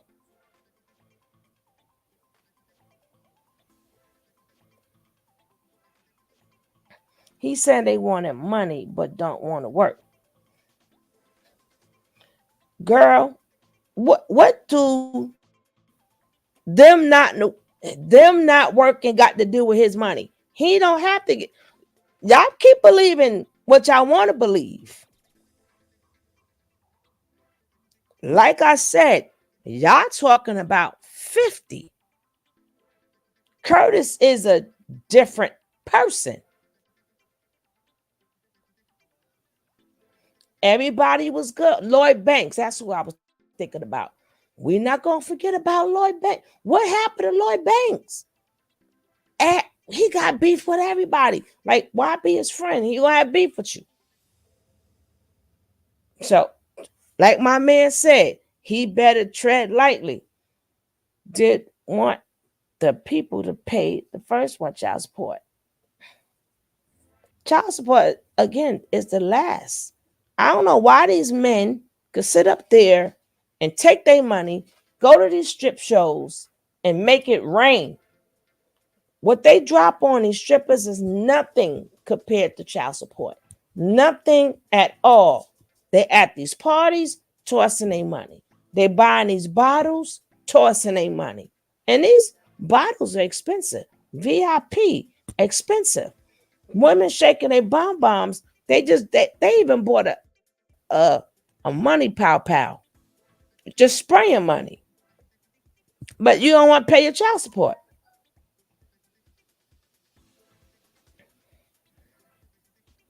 Y'all claim the woman trying to get them out their money, but another woman is getting it.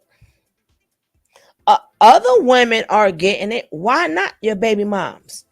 It is not like you're taking that money and you're doing something constructive. You're taking that money and you're living the lifestyle.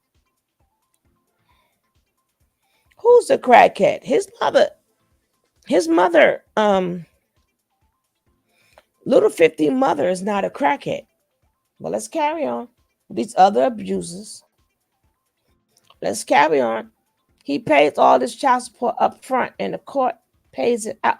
This is, Ms. Rod, this is not about child support. I keep telling you, she knows Curtis. You're speaking upon 50 Cent. Even when 50 Cent tells the story, he don't even tell it right. Remember, she knows everybody. She know everybody. And her story has not been told yet. He gonna pay her too. He gonna have to pay her too. She was with the man when he had nothing. She was with the man when he got popped up. There's so much more to this story. Again, I'm not going back and forth with people who's talking about 50. If we're going to talk about Curtis, a whole different person. She was with him when he was Curtis, not 50. Yes, she did, but after they fought it out of court, and she didn't want to pay, she going, believe me, baby, when she decided to write her book, she gonna get paid too. She gonna get paid too. She gonna, y'all shall see. Let's go. Road, nigga. Let's get back to this woman abuser. Allegedly. That's what it always been. Ain't nothing new. That's why I told you a lot of these niggas shaking in their fucking boots. That's all it is, man. Joe Budden, try again, nigga. You done try to rebrand yourself. I'm always going to remember you as Mr. Pump It Up with big ass kid hats on and football jerseys, nigga. And I'm never going to forget you admitted out your own mouth you used to be a fucking junkie, nigga. So I don't give a fuck how much suits and turtlenecks you put on, nigga. You will never finesse me. You might have sold yourself to the African Americans and shit, but I ain't buying your shit, nigga. Straight up. Feel me? And you another one. They talk all that shit, but they don't want no black woman. I told you that. You will never catch these niggas with a dark-skinned chick or a brown-skinned chick. They don't like them. All right? So I want to hear that shit.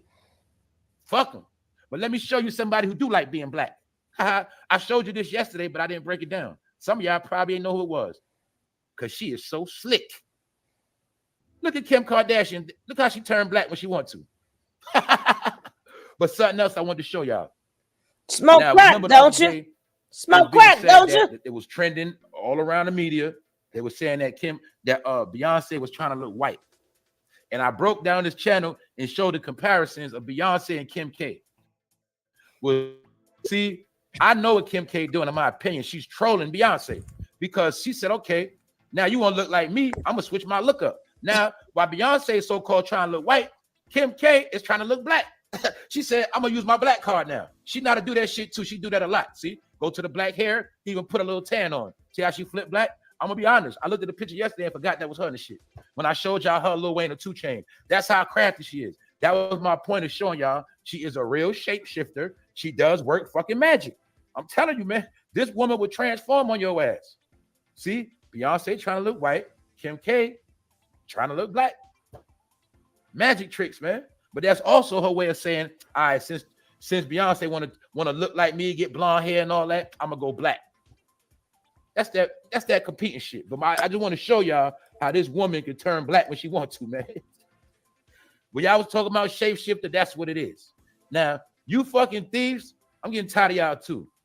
Because a thief is a thief whether he steals a diamond or a cucumber. So a lot of y'all are petty fucking thieves and you think nobody know what the fuck you be doing. You see, I ain't gonna say nothing, but people been banking on so long of a lot of y'all being dumb.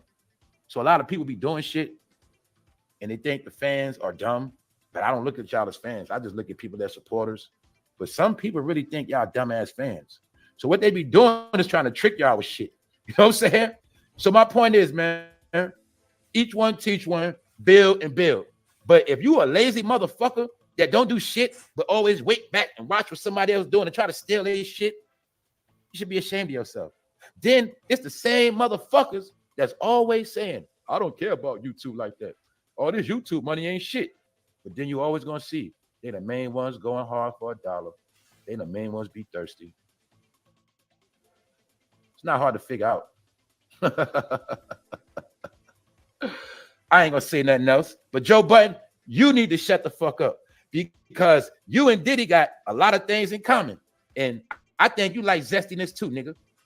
I think that's what you like. Because one thing about niggas like Joe, you are very fond when you're around men. And I know you've been partying with Diddy. Because y'all was partying right here, motherfucker. Y'all was partying right here. And y'all always been partying, nigga. Party. Yeah, nigga. Joe Budden, you with the bullshit. You need to leave NBA Youngboy alone, nigga, worry about Diddy. All right? Because you know you can't speak on Diddy because you accused of the same shit. So you also trying to take the distractions off of you, nigga. That's why I told you. A lot of these niggas on the internet, a lot of these niggas with platforms, they with the bullshit. How you know? Because they ain't going to say nothing. That's how you know. They're going to dip and dodge. They're going to duck smoke. They're going to stay away from that topic. They're going to pray that shit go away. Because a lot of niggas are guilty of the same shit. But that's on them, man. They're going to get their fucking issue. Let me show you another clown-ass YouTuber. YouTuber gets 6 months behind bars. Staged plane crash for clicks. Why am I showing y'all this? I'm showing y'all the same narrative I told y'all, that all this shit coming to a fucking end. The government is on YouTube, and I showed you that when shit start drying up, YouTube niggas got to start reaching and making up shit and doing shenanigans. But as you see, YouTubers are going to fucking jail, getting sued. What sense does it make to blow up and then fall off? What sense does it make to make a lot of money and get sued? What sense does it make to make a lot of money and then get federally indicted? You see what the fame do? I'm just showing you. If you just cruise and get the money and handle your business and do what you got to do, you'll be all right. But once you niggas start doing all that extra shit, you always going to end up sad. But that's whatever, man. That's basic shit. Now I'm going to get back into some real shit that I got away from for a minute because it got depressing. It got frustrating, but we got to talk back about real shit because we don't just do clown shit around here. All right? So back to this what's going on. This just dropped last night. The kidnapping is out of control in America right now, y'all. The kidnapping of kids is out of control. Also, a lot of grown-ups are getting kidnapped. A lot of seniors are getting kidnapped. A lot of seniors that get Social Security, retirement checks, are getting kidnapped for their money. And a lot of kids are getting kidnapped, women getting kidnapped, and they making them do sex videos. Shit like that. Sex slaves. And then when they get a certain amount of footage on some of the kids, they let them go. But I'm going to show y'all something. United States Marshals in Northern Ohio have a new unit that is laser focused on missing children. You see, this missing children thing is out of control so much, it is being downplayed. Because it's really out of control. This is the biggest shit really going down in America right now. Kids being missing. FBI, their task force that helps with that, they're also doing drugs and other crimes. They're not just focusing on kids. So they're also saying that a lot of these kids going missing because the FBI is focusing on drugs and the thugs. But what did I tell y'all on this channel? Didn't I tell y'all the number one war they're fighting is the criminals, the thugs. They are labeled terrorists. The country is focused on getting rid of the fucking terrorists, aka called gangbangers, criminal organizations, prostitutes. All that shit is considered terrorist behavior now, man. Any accumulation of hundreds, millions of dollars through unpaid taxes is considered anti-government. It is considered terrorist behavior. That is where the government is focusing all of their resources on. This is what I kept trying to tell y'all, man. Now you see it right here. What they say right here. Basically, the FBI task force, they're also doing drugs and other crimes. They're not focusing on missing kids because they're focusing on locking niggas up right now. Meanwhile, the kids getting snatched. Now, look, this how much is out of control, y'all. This shit just dropped last night. All this shit is recent. See, whenever I do my updates on missing kids, I do it that day. And every day it's gonna be some new shit. Missing Children Center in Hawaii discusses parental abduction during the holidays. Now, what about this? Now, remember when that situation in Hawaii happened, y'all? already in the yellow. Remember Oprah touched down over there? I'm already in the. What we spoke about? I'm skip that a We little spoke bit. about how a lot of kids in Hawaii was gonna go missing, right? I think I also pulled up why they taking these kids, putting them on the internet, putting them on. Oh, y'all. I already told y'all that. Don't forget, his name is For No Fame. Tell him Sugar sent you. Tell him Sugar Love sent you. Let's go. Man, but I told you we back to and we're gonna do more stuff. Hey, Miss Leo, we're gonna do more stuff on these things, but it would only be members only. Why? Because that or Patreon, so we could really get these talks in, right? And we're gonna talk about all these things. You just can't do it on regular YouTube. Sorry, guys. You know, it's a shame that you can't, but everything is censored. Everything is censored. It is what it is. But if you guys would like to talk about these things, it's either going to be a Patreon or members only, right? Members only.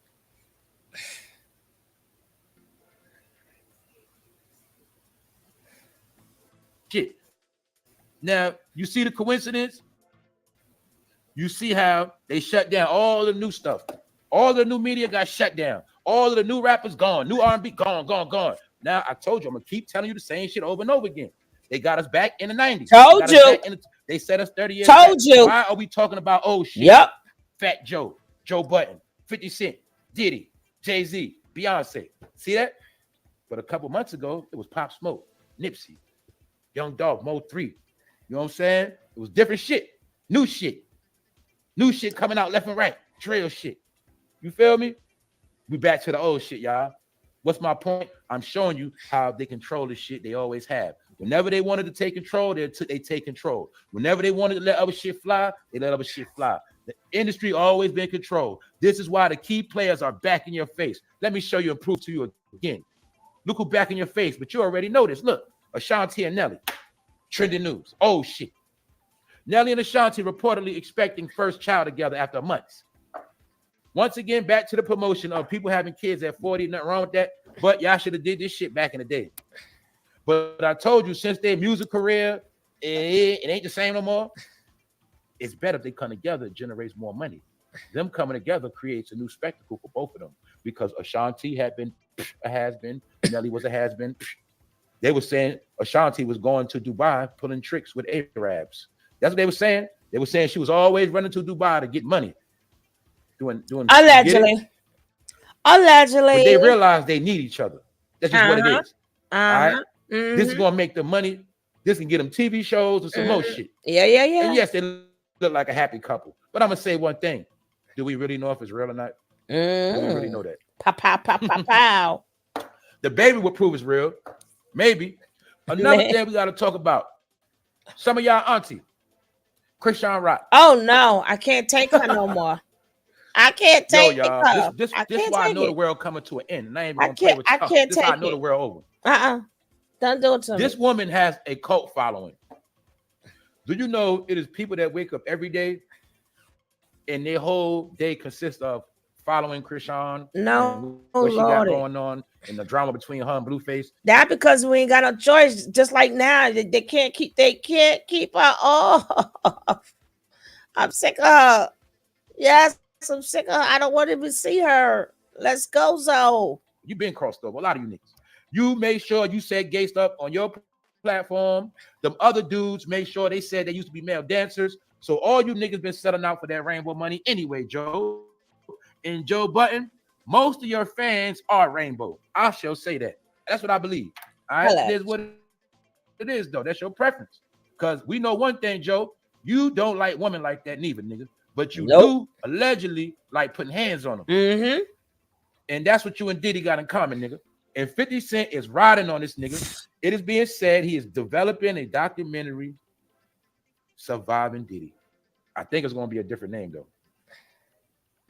And I also think those people, them high ups, is going to use 50 to do the dirty work. because 50 is the only one that's not stopping. Mhm. All right.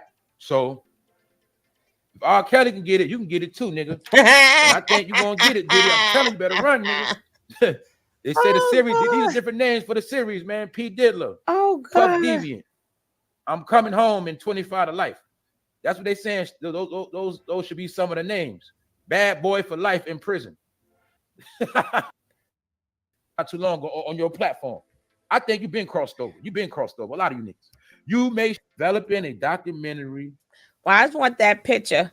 Yo, the Right. internet is fucking retarded. 'Cause they ain't right. They ain't right. They ain't right. They ain't even right. But before we get to the Beyonce part, I will explain that, right? But I want to get to that stinking Jeezy, right? That stinking allegedly that stinking Jeezy trying to play us, right? And then he forgot to check his own prenup. He forgot, oh, it's clock. She can't do nothing. She can't do nothing. Oh, you forgot to read section 8. And everybody was like, oh, she's stupid. She's stupid. Nah, y'all be thinking about the sprint. Life is a marathon. You may think somebody's stupid because in between mistakes are made. We are human. Bad decisions, or we thought we made a good decision that turned out to be a bad decision, or sometimes life just happens. Things don't go according to plan, but that's a sprint. Marathon is what you do with all of that. What do you do with all of that? And every time you get to a certain spot and things happen, what do? Your life is a marathon. It is not a sprint. Things are going to happen. It's how you keep moving forward with everything that's thrown in your race. That's what life is about. So stop thinking somebody won. They may have won at that moment, but that don't mean they won the marathon. They just in front.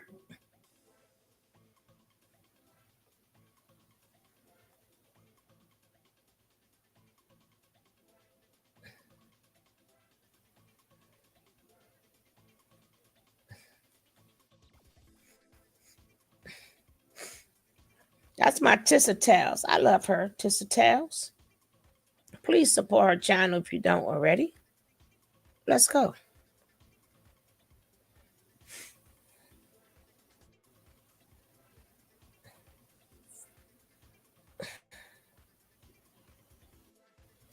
And I noticed something, right? Here's the story, because we got to talk about it. I was shocked. The story literally said that, if I can pull it up, right? The story, wrong phone. The story literally was on Hip Hop Vibe, okay? And I was like, okay, Hip Hop Vibe wants you to believe their magazine, Vibe magazine, but they're not. They're just like a hip hop blog that is out of Atlanta. Pay attention to that because it's very, very important. And the title said, Jeannie Mai calling for more security against Black people trends in Black neighborhoods after accusations about Jeezy cheating surfaces. And you know me, I said, what? I said, Jenny, we were rooting for you. We were all rooting for you. No. But then I said, wait a second. Because I read this article, and the thing is, y'all, they dug up a clip on The Real where Jeannie Mai said it was necessary for Asian businesses to have more. Are you interested in starting your own faceless YouTube automation channel, but all people do is tell you to go to Fiverr and Upwork and hire people to make rain sound videos, motivation videos, and all this other useless crap that just doesn't work? And all you want is someone to level with you and show you exactly what you actually need to do to build a highly profitable faceless YouTube channel that runs on autopilot. If that's you, you're going to want to check this out. The most that I've ever made in a month was 30K. I want to say thank you very much. Literally. I came across Jordan's YouTube channel. I've been able to supplement my income very nicely for the last like 18 months or so. Luckily, I found Jordan. I've got 2 monetized channels already, and that's all following what Jordan teaches in his Buy 9 to 5 course. It's amazing. It really is. You see, a lot of people think that in order to have a successful faceless YouTube channel, you have to hire someone from Fiverr or Upwork to make rain sound videos or white noise videos, when the truth is that people running successful faceless channels are not doing any of that. There's actually just 3 main structures that you need to have in place to have successful channels that run on autopilot. Hi, I'm Jordan, and in case you didn't know, I was actually the first person to start teaching YouTube automation over 5 years ago. And in fact, I've taught some of the biggest names in the industry. So I've been able to earn 2 silver and 1 gold play buttons with some of my channels. I've also earned multiple 6 figures with my 5 faceless YouTube channels. What's even better is that I've helped over 10,000 clients earn 4, 5, and even 6 figures. These clients are actually earning these results by working less than 1 hour per week by leveraging their team of highly skilled contractors that are putting these faceless YouTube automation videos together for them. Step number 1 is hiring your team and learning how to run them. So going to Fiverr and Upwork is not going to work. It can cost anywhere from $200 to $500 just to get a couple videos done. Did you know for that same price, you could hire a full-time team of overseas contractors? Step number 2 is getting your channel monetized. For most people, that takes over 2 years to do, and most people reach burnout before they ever get there. Sometimes it's not what you know, it's who you know. And I know how to get you there in 30 days or less. Step number 3 is choosing your niche. We use a method called HRN to do just that. Now, I'd love to go into much more detail with you and show you exactly how all of this works, but I can't do that here in this short video. But I have created a free training that you can have private access to right now. So all you have to do is click on that link down below this video to go to this page right here to where you can sign up to this free training and unpack all of this step by step. So if you want to have success and growth with your faceless channel, just like Devin, Michelson, or Joaquin, and so many others, and you want to skip all the hard stuff and all the trial and error and just get straight to the part where you make money with your channels, then this training is for you. So click the link down below. You'll go to this page right here, and I will see you in just a second on the other side on that training.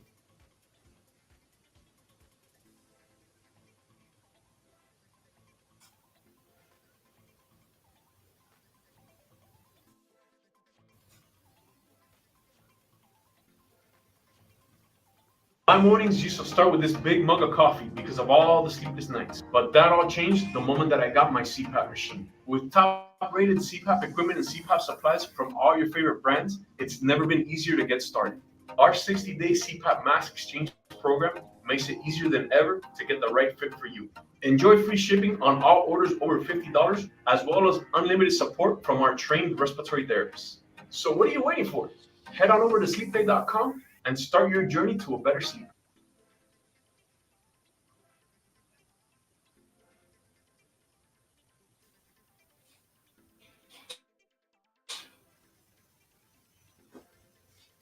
More extra security against Black people in Black neighborhoods. And that's when I said, y'all gonna stop MF playing. That's when I said, y'all, there's something wrong with Jeezy. That's when I said, this is actually turning diabolical. And that's when I said, now I 100% believe all the stories that were circulating about Jenny and Jeezy. Okay, just hear me out. See, here's the thing. Y'all know I'm nosy. And here's the thing, because I was so upset over what they said Jenny said, I went to the original clip to drag her. Y'all know I was ready. Y'all know I rep my set, right? Right? Y'all know I rep my set. So I was ready to drag her to the pits of hell by her hair. And then I heard the whole clip. And I said, Jeezy gonna stop playing in our face. Y'all, I am tired of Jeezy. I am tired of this manipulation. This is actually getting weird and it's getting scary. Y'all, here's the thing. We can debate on who put this out, but I do want to say one thing. The original clip, and I have it, is about, 12, 13 minutes. I'm not going to make y'all listen to the 12, 13 minutes because I actually got the type that had Jenny's whole response. And when you hear it, it is completely opposite of what she said. Anyway, let's get and listen to the whole clip. It's really quick, but listen to what Jeannie's saying. And then let me know how out of that they got, and I quote, Let me know how out of that they pulled up this mess. Where is it at?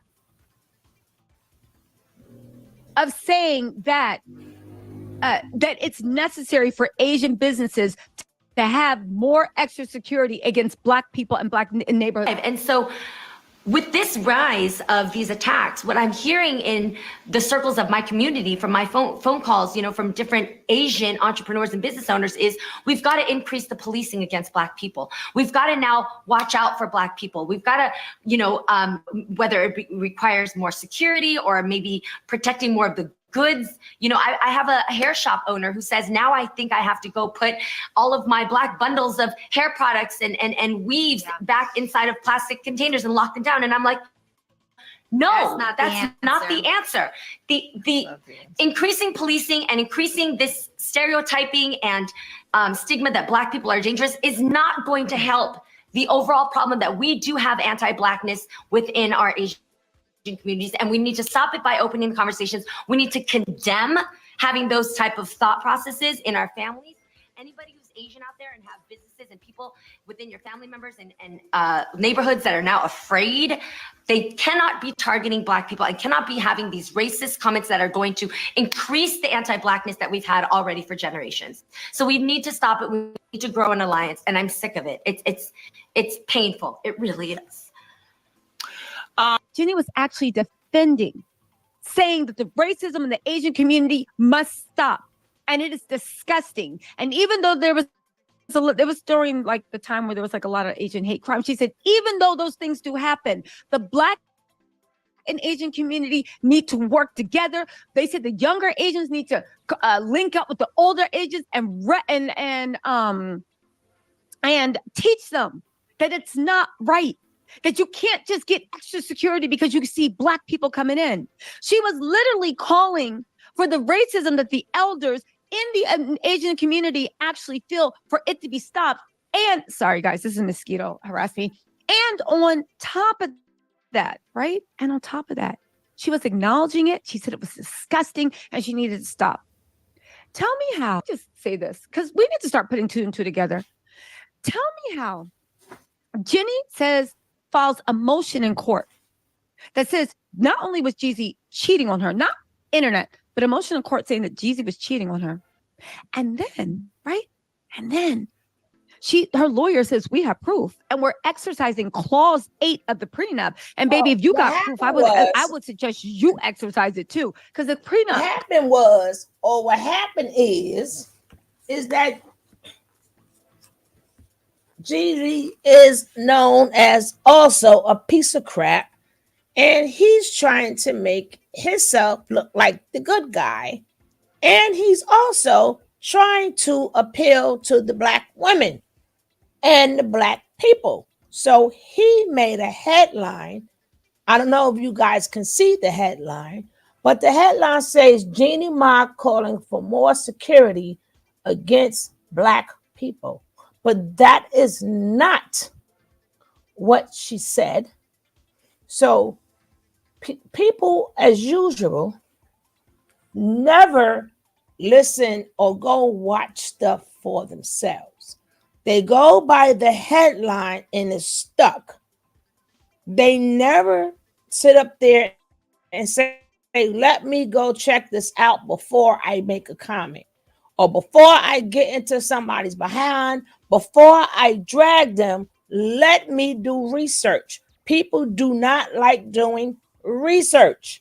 So they go with what the headlines say and they drag people for no reason. So even she said I was getting ready to drag her. But again, as a journalist or a CC creator that, to us, we think we journalists. We look for stuff too. We report on stuff too. We dig down and find out stuff too. You know what I'm saying? So then come to find out Jeezy put that out was a bunch of bull crap. Let's go. Goes both ways for cheating. So if you've got proof, sir, you should address it now because you paying regardless. So I suggest you put your dukes up. Within a few hours of that coming out, on all these random blogs coming out of Atlanta, where Jeezy is like a local legend. Out of how long clip? Let me pull this clip. You're trying to tell me that all these blogs that are loyal to Jeezy went on the internet, found a clip from The Real. Thank God I used to watch that talk show. A 14-minute, 12-second clip. Found a soundbite that was less than 10 seconds. No, not 8 seconds. Out of a 14-minute clip. Well, when you listen to the whole clip that Jenny said, which is about 2 minutes, it was the exact opposite of different. Y'all, but let's just get this down. Because I'm sick of Jeezy. And he was really starting to give manipulative narc vibes. And now I got a problem with Jeezy and his camp. Because they are weaponizing Black women. He is weaponizing Oh, it's not Black telling pain. me. A sergeant. Jeezy got Nia Long. Let's start from the beginning. Jeezy, I don't breaks get up it. with It's not giving it to Jenny. me. Says, right, you don't got to stay in a marriage with anyone, right? Then all these Phantom blogs start leaking. Oh my God, she was cheating. You know that men don't leave unless they cheat. And I said, what type of toxic mess is this? Men leave all the time. What are you talking? If a man won't stop cheating on you or is cheating on you, but he's still sleeping in the bed, that's not, listen, don't be a Tamar Braxton. That's not an admission of love. That's an admission that you a dummy and his bottom B. He lets everybody think that Jenny's sleeping because these random hip hop blogs like Hip Hop Vibe, which is supposed to lead you, that is Vibe magazine, and all these blogs, right? Are saying she cheated. That's why He's she a left. racist Jenny's now. people had to come out and Ain't say black people Jenny might- did not That's cheat. not and it's what 100% a happened, lie. Miss Rod. Right? That's not what happened, Miss Rod. She's going to play the full interview. She's not racist. She never said anything racist. And she's going to play, if you guys didn't hear it already, because I had to step away, y'all going to hear exactly what Jeannie Ma said. But that is what Jeezy put out there. Us women, we keep caping for these men. These men put this stuff out there, and we keep agreeing with these men until it's us. And then when it's us, we go against each other, and we know these men are lying. But Ibahu, that's not, I don't know if she said it already. I had to step away for a second. But she's going to play exactly what Jeannie Ma said, not the part that Jeezy and his people put out there to make it worse. But either way, boo, we are not coming to save you, okay? We're not coming to save you. We're not doing that no more. Sorry. Even though everybody's like, oh no, but she probably cheated. If she cheated, and there is a clause in the prenup, it is clause 8. Radar Online and TMZ and Jenny's lawyer came out and put out statements that said clause 8 of the prenup says that if you cheat, you got to pay, and it's a multi-million-dollar penalty, but it goes both ways. That is DMs being improper, anything. If Jeezy really felt like Jenny cheat, he could have exercised We never said that, clause. Sergeant. Giving you free money that Jeezy, directly people put returns that to your out. wallet. If you typically Jeezy, earn 3% people back from put your that credit cards for purchases made on platforms You're like right. Book. Ain't nobody checking for her. Correct. Because he's the one that filed for divorce. Jenny isn't taking it to the blogs. She took it to the judge.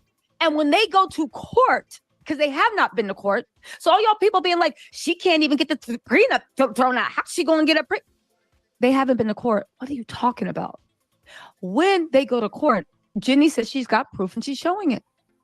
Right? So what happened after that? Jeezy didn't exercise the cheating clause that would have gotten him multi-millions of dollars. Right? Then Jeezy has the court documents on June 15th. Right? Because Jenny found proof on or around that time that he was stepping out. He decided to predate it, use their marriage on the book tour, all y'all being like, well, they was having so many problems, right? Why was Jenny promoting that book? And why was she, oh, my man, my man, my man? Wow, imagine that.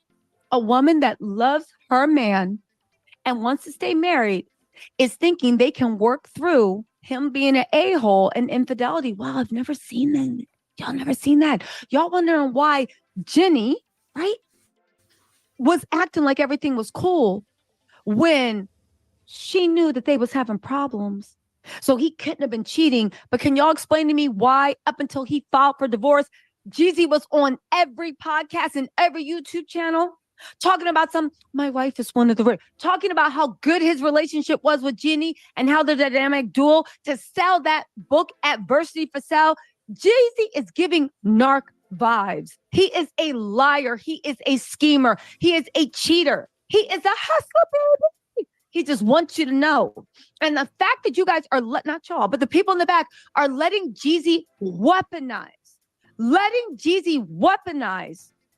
racism to do what? Do what? This is mad to me. Jeannie was acting like everything was okay. And now she talking like he cheated. Jeezy was acting like everything was okay and using his perfect relationship to sell his book. You don't believe me? Go look at my old videos. Matter of fact, just put in Jeezy Adversity to Sell for sale in the YouTube search engine and go to any YouTube channel he was on talking about it. And he's singing the praises to Jenny a couple days before he filed for divorce. Mind you, this was in August and he filed for divorce he had the papers ready and signed June 15th. Okay, but let's continue, right? Then when everybody's like, Jeezy, you ain't ish. He tries to weaponize the Black community because at the end of the day, that mofo is cheap and tight with his money, just like he tight with a thing. He tried to weaponize the Black community to go against Jeannie. And this isn't even in defense of Jeannie. This is against that mofo who literally, are y'all not sick of Black entertainers weaponizing their Blackness? Push a button. When at the end of the day, they don't care about the community. He don't do nothing for the community. What does Jeezy do for the community besides talk? What? Had that charity ball? That's to push his social standing up. And how much money did they make and actually donate? Because it goes to his charity. The money get distributed, or is it just in the charity? I'm serious. What does he do for the Black community?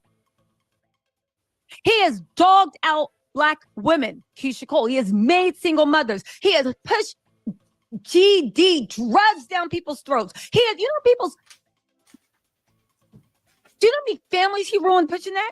Now he pouring legalized drugs, liquor down people's throats. Okay, but anyway, let me go on, right?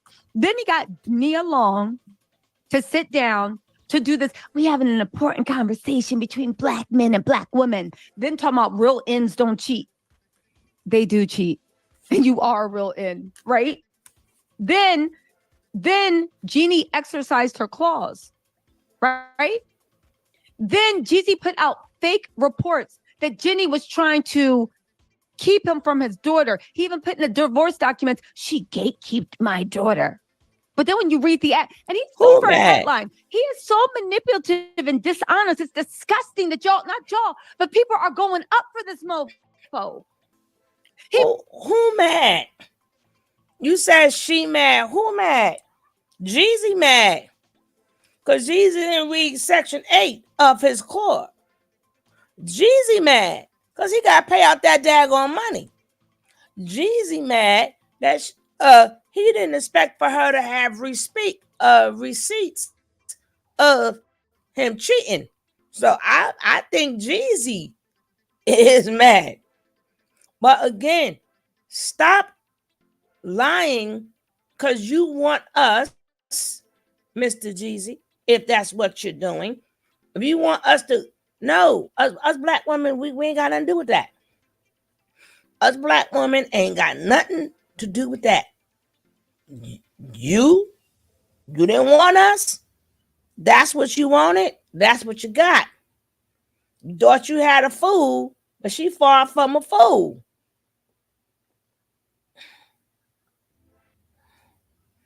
You promoted your book off of y'all love. And all people bought this book thinking you was a changed man, you was a good man, and you wasn't ish. You wasn't ish. Girl, go get half your money. He used you. Go get your stuff. But we ain't got nothing to do with that. We ain't coming after her. We ain't looking at her. We ain't doing nothing. Don't go on those shows saying, oh, well, you know, when times is bad, you know, the black woman, no, you gonna stop with that black woman. Don't come on back to us black women. Sorry. No, can do. I can't go for that. No. But in the court documents, I feel like she's gatekeeping my daughter. But in the court documents, and go watch my old videos or Google the court documents itself, he even says we have a visitation schedule. And while there have been no issues at all, I want to establish, I want the court to establish a visitation schedule for 2024 so there is no confusion. So let me get this straight. Jenny has not furnished. She has not kept your child. Y'all have an arrangement. You have said yourself that there is no problem with the arrangement at all. You just want in the future it to be formalized. So let me get this straight. Jeezy wants it to be formalized in the future. And we all know he was signed. Oh, right? Yeah, he was. The way he he was about support, about custody, about all that mess, right? Then, right? If I'm not mistaken. All of a sudden, when she literally, so now he put the words gatekeeping, so there could be blogs that ran with that. But if you read the documents, you will see that don't make any sense. You yourself admitted in the documents that Jenny's been perfect. She has not operated with maliciousness. She's been a pleasure, blah, blah, blah. So like you're doing stuff for headlines. And then now all these blogs popped up within 24 to 48 hours now saying that Jenny hates Black people and all this other stuff. Why? Because Jeezy is an MFer who is literally weaponizing what makes the Black community so good. He is weaponizing Black woman's rage. He is playing the dog mess out of us. Not me. And y'all are sitting there letting this man do it. No, listen, my opinion.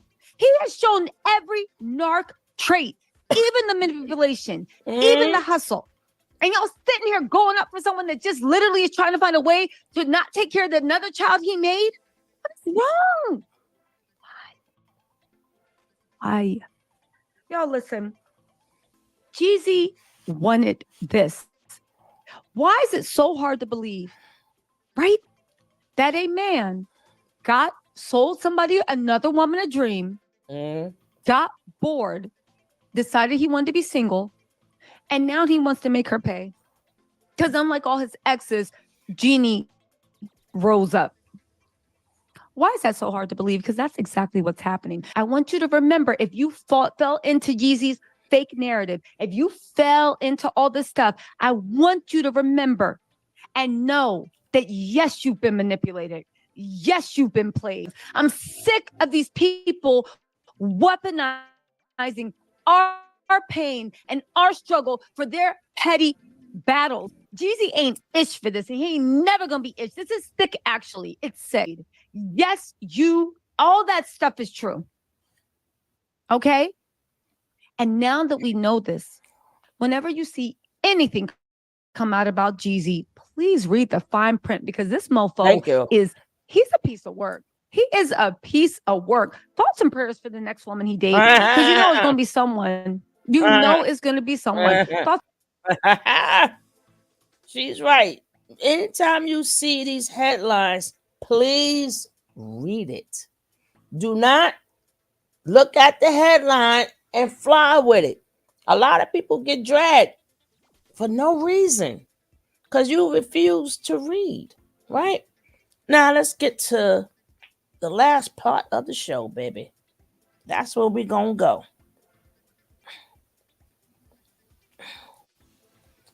Let's go.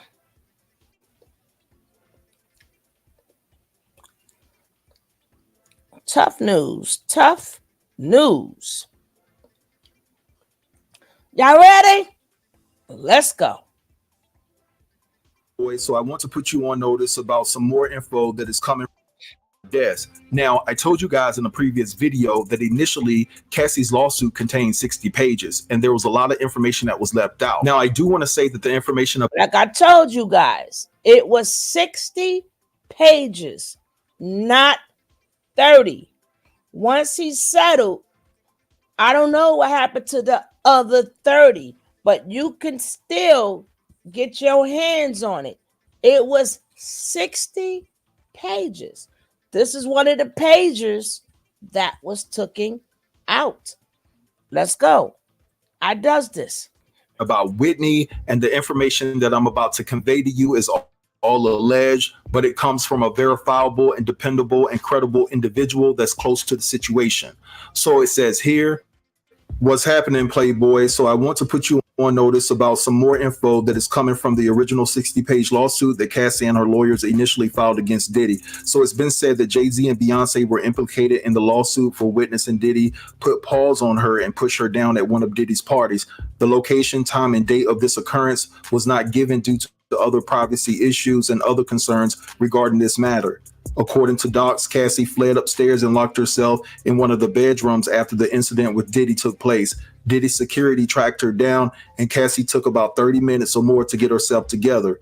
Once Cassie was on her way to returning to the party, Beyonce and Jessica Alba, who is an actress, y'all, were waiting in the foyer of the house to check on her. Cassie says that Beyonce was visibly upset, and as Diddy and Jay was walking towards them, Beyonce blew a gasket and screamed at Diddy, telling him that what he did was highly offensive and unacceptable. And Diddy got on his knees and apologized to Cassie, Beyonce, and Jessica. I'm told Beyonce was annoyed with Jay and asked him, why are you comforting him and being so supportive instead of checking him? It's been said that Beyonce then told Jay-Z, I'm starting to lose respect for you. I'm told shortly thereafter, Cassie, Beyonce, Jessica, Jay-Z, and about 20 to 25 more people ended up leaving the party after some witnessed the incident and others who heard what happened. I'm told Cassie left with Jessica and her entourage of 10 people that night instead of Beyonce for the sole purpose of not being tracked down by Diddy because of his connections with Jay-Z. Beyonce insisted. Cassie said someone called the cops because she was contacted the next day by law enforcement after the cops showed up to the house that same night after neighbors called and reported that there was total chaos going on in the neighborhood. But someone from the party called and anonymously reported what happened because Diddy was asked about laying hands on Cassie, which he denied, and Cassie chose not to cooperate or corroborate what was reported when she was contacted by law enforcement. Before the lawsuit was filed, Beyonce, Jay-Z, and Jessica were contacted because their names nor the incident made the cut in the 35-page lawsuit that the public has access to. All right, so you guys just heard that. So it seems as though that you see that? You see that? Mm-hmm. Mm-hmm. Mm-hmm. Mm-hmm. Mm-hmm. Mm-hmm. Mm-hmm.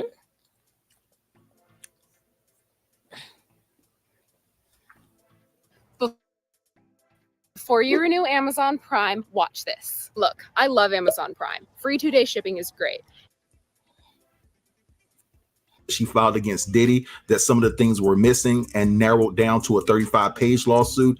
And the initial filing implicated Jay-Z and Beyonce and something that transpired at a party. Now, before I go any further, I do want to address something, right? So guys, behind the scenes, your boy is catching it. And I told you guys last week that I potentially had an interview with a lawyer and seems to be an unmarked vehicle posing to be the police, talking about they're here to basically do a welfare check. That's it. It seems that you're fine. And then when I went to grab some straightening, because today I told the company that it could not wait. I should have had cameras a long time ago, but but now I'm seeing that I have to watch myself if I'm going to keep producing the type of content that we're crossing every I and dotting every T, because right now I'm on guard and right now I'm standing.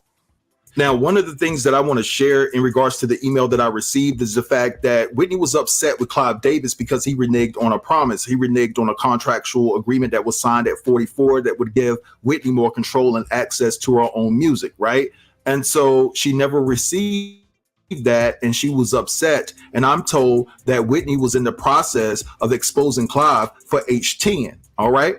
And 10. And I'm paraphrasing here, guys, and I'm pretty sure that you can put two and two together to understand what I'm trying to convey to you.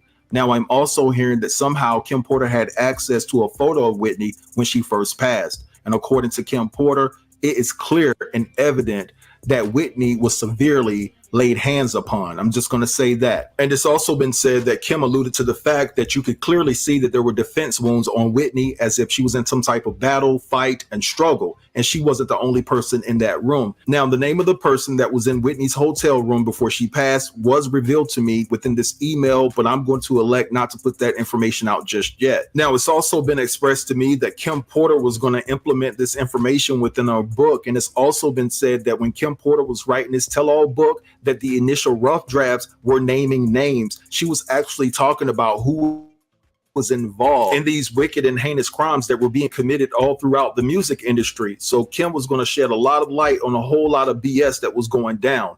And Clive Davis, individuals like him, were afraid of what she was going to expose. But anyway, y'all, what I want to do right here is play you guys a few clips back to back. Two of those clips are going to be talking about Clive and Whitney Houston, and the fact that Clive, everybody is looking at him like he's the reason why Whitney is no longer with us. And then one of those videos is going to be showcasing an entrepreneur, a writer by the name of Craig, that talked about a situation where Diddy tried to get to him. And also I have a clip of Aaron Hall's baby mama coming out and saying that Gene Deal lied on her. Now, we know that Aaron was implicated within a lawsuit along with Diddy for violating a girl at his apartment.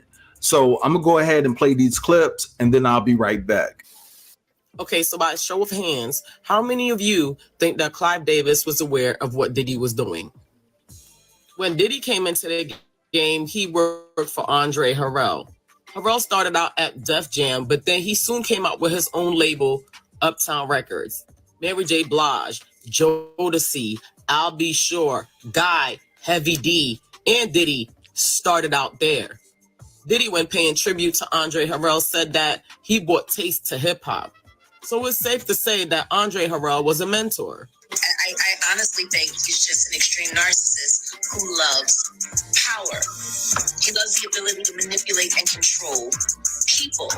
Why? Most likely because he was victimized by his mentor. So I pose this question. Did Andre Harrell have enough power for Diddy? How did he meet Clive Davis? Meeting Puffy, he played me Craig Back. He played me Biggie. He had 4 cuts of Biggie at the time.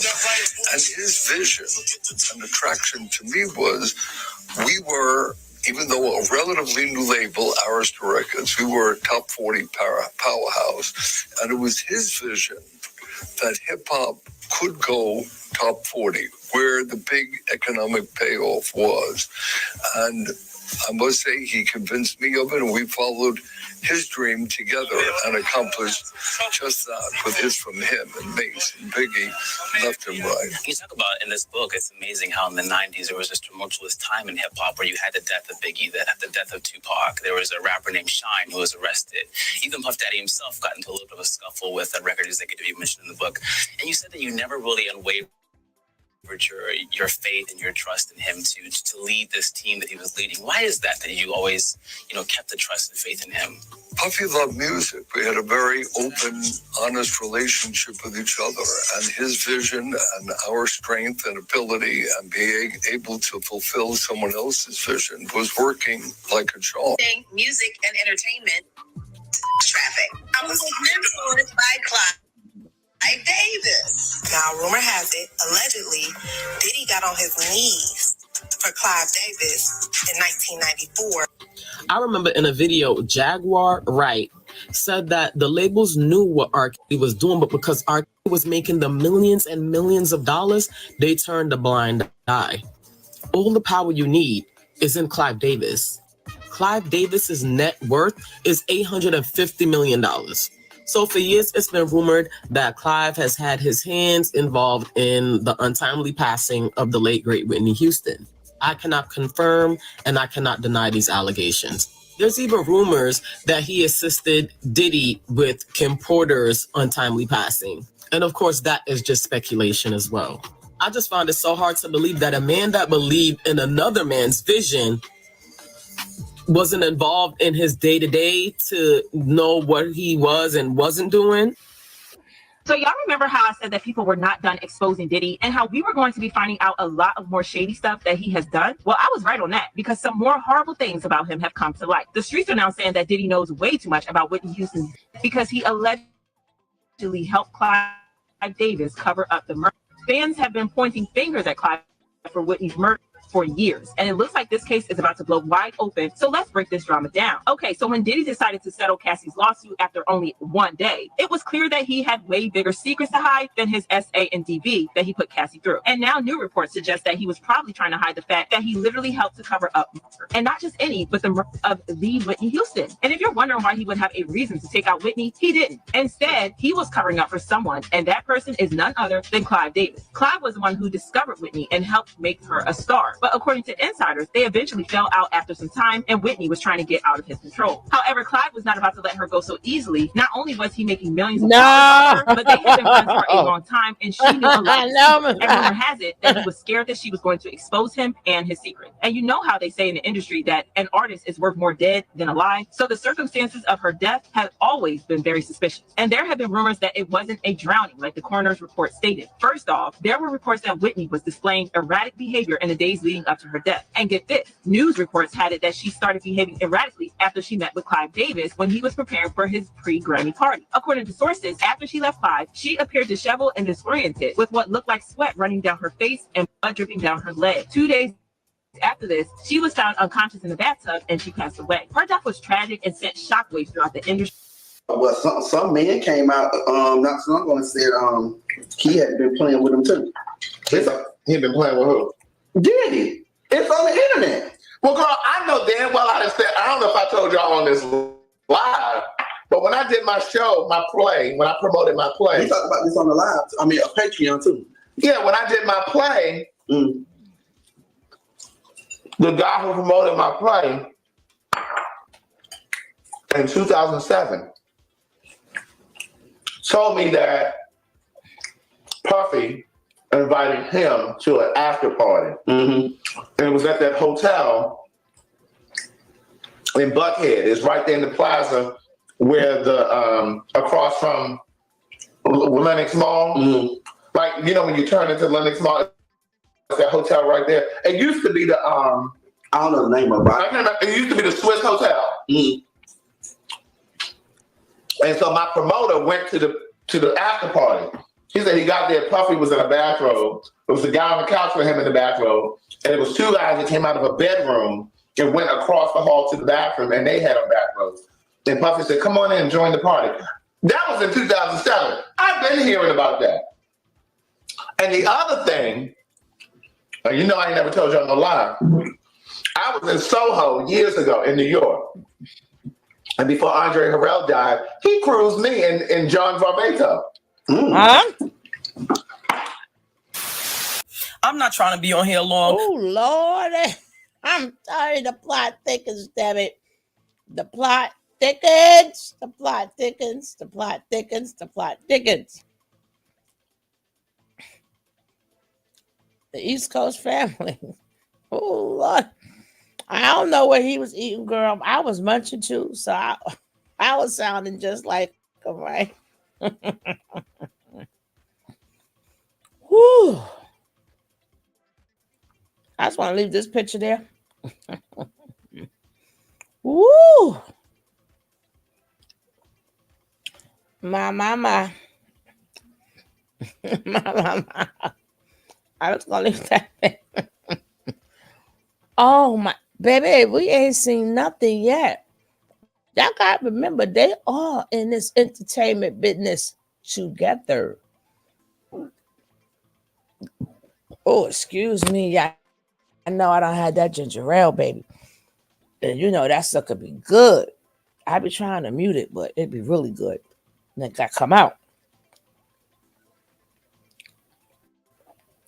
There'll be more to come. Diddy is only one. Exactly, Lady D. Woo. My.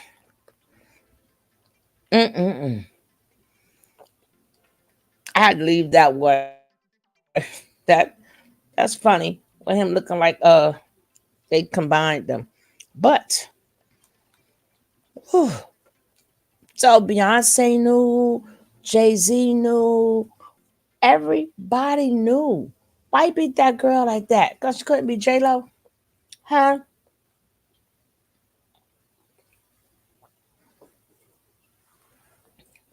Because she couldn't perform and she was young. I'm telling you, the East, I don't even want to say the East Coast family no more, but it's so crazy. It don't even matter what coast you on. They all going around beating the heck out of women. Pick any coast, they beating the heck out of women. They leaving you with kids. They're moving on. Baby.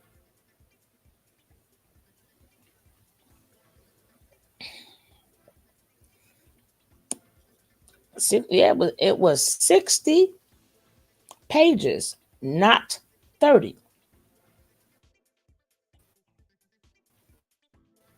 Again, it's there. You can find it.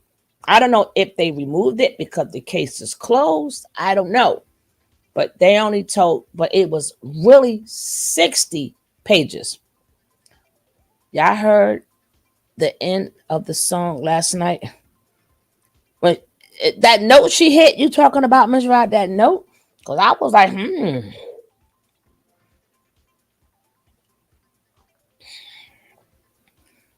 Wait, what he said? This too much. This too much. Then you got that Jeezy acting a fool.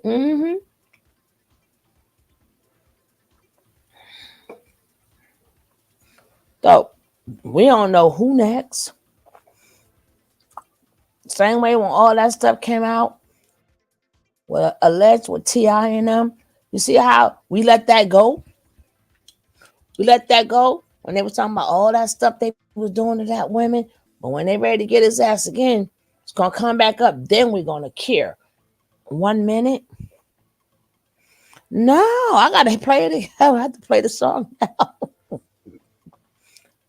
that's that Ginger Ale doing it to me. I ain't playing with y'all. I'm going to bed. I'm so serious. I'm going to bed. I'm not dealing with y'all because this too much. This too much.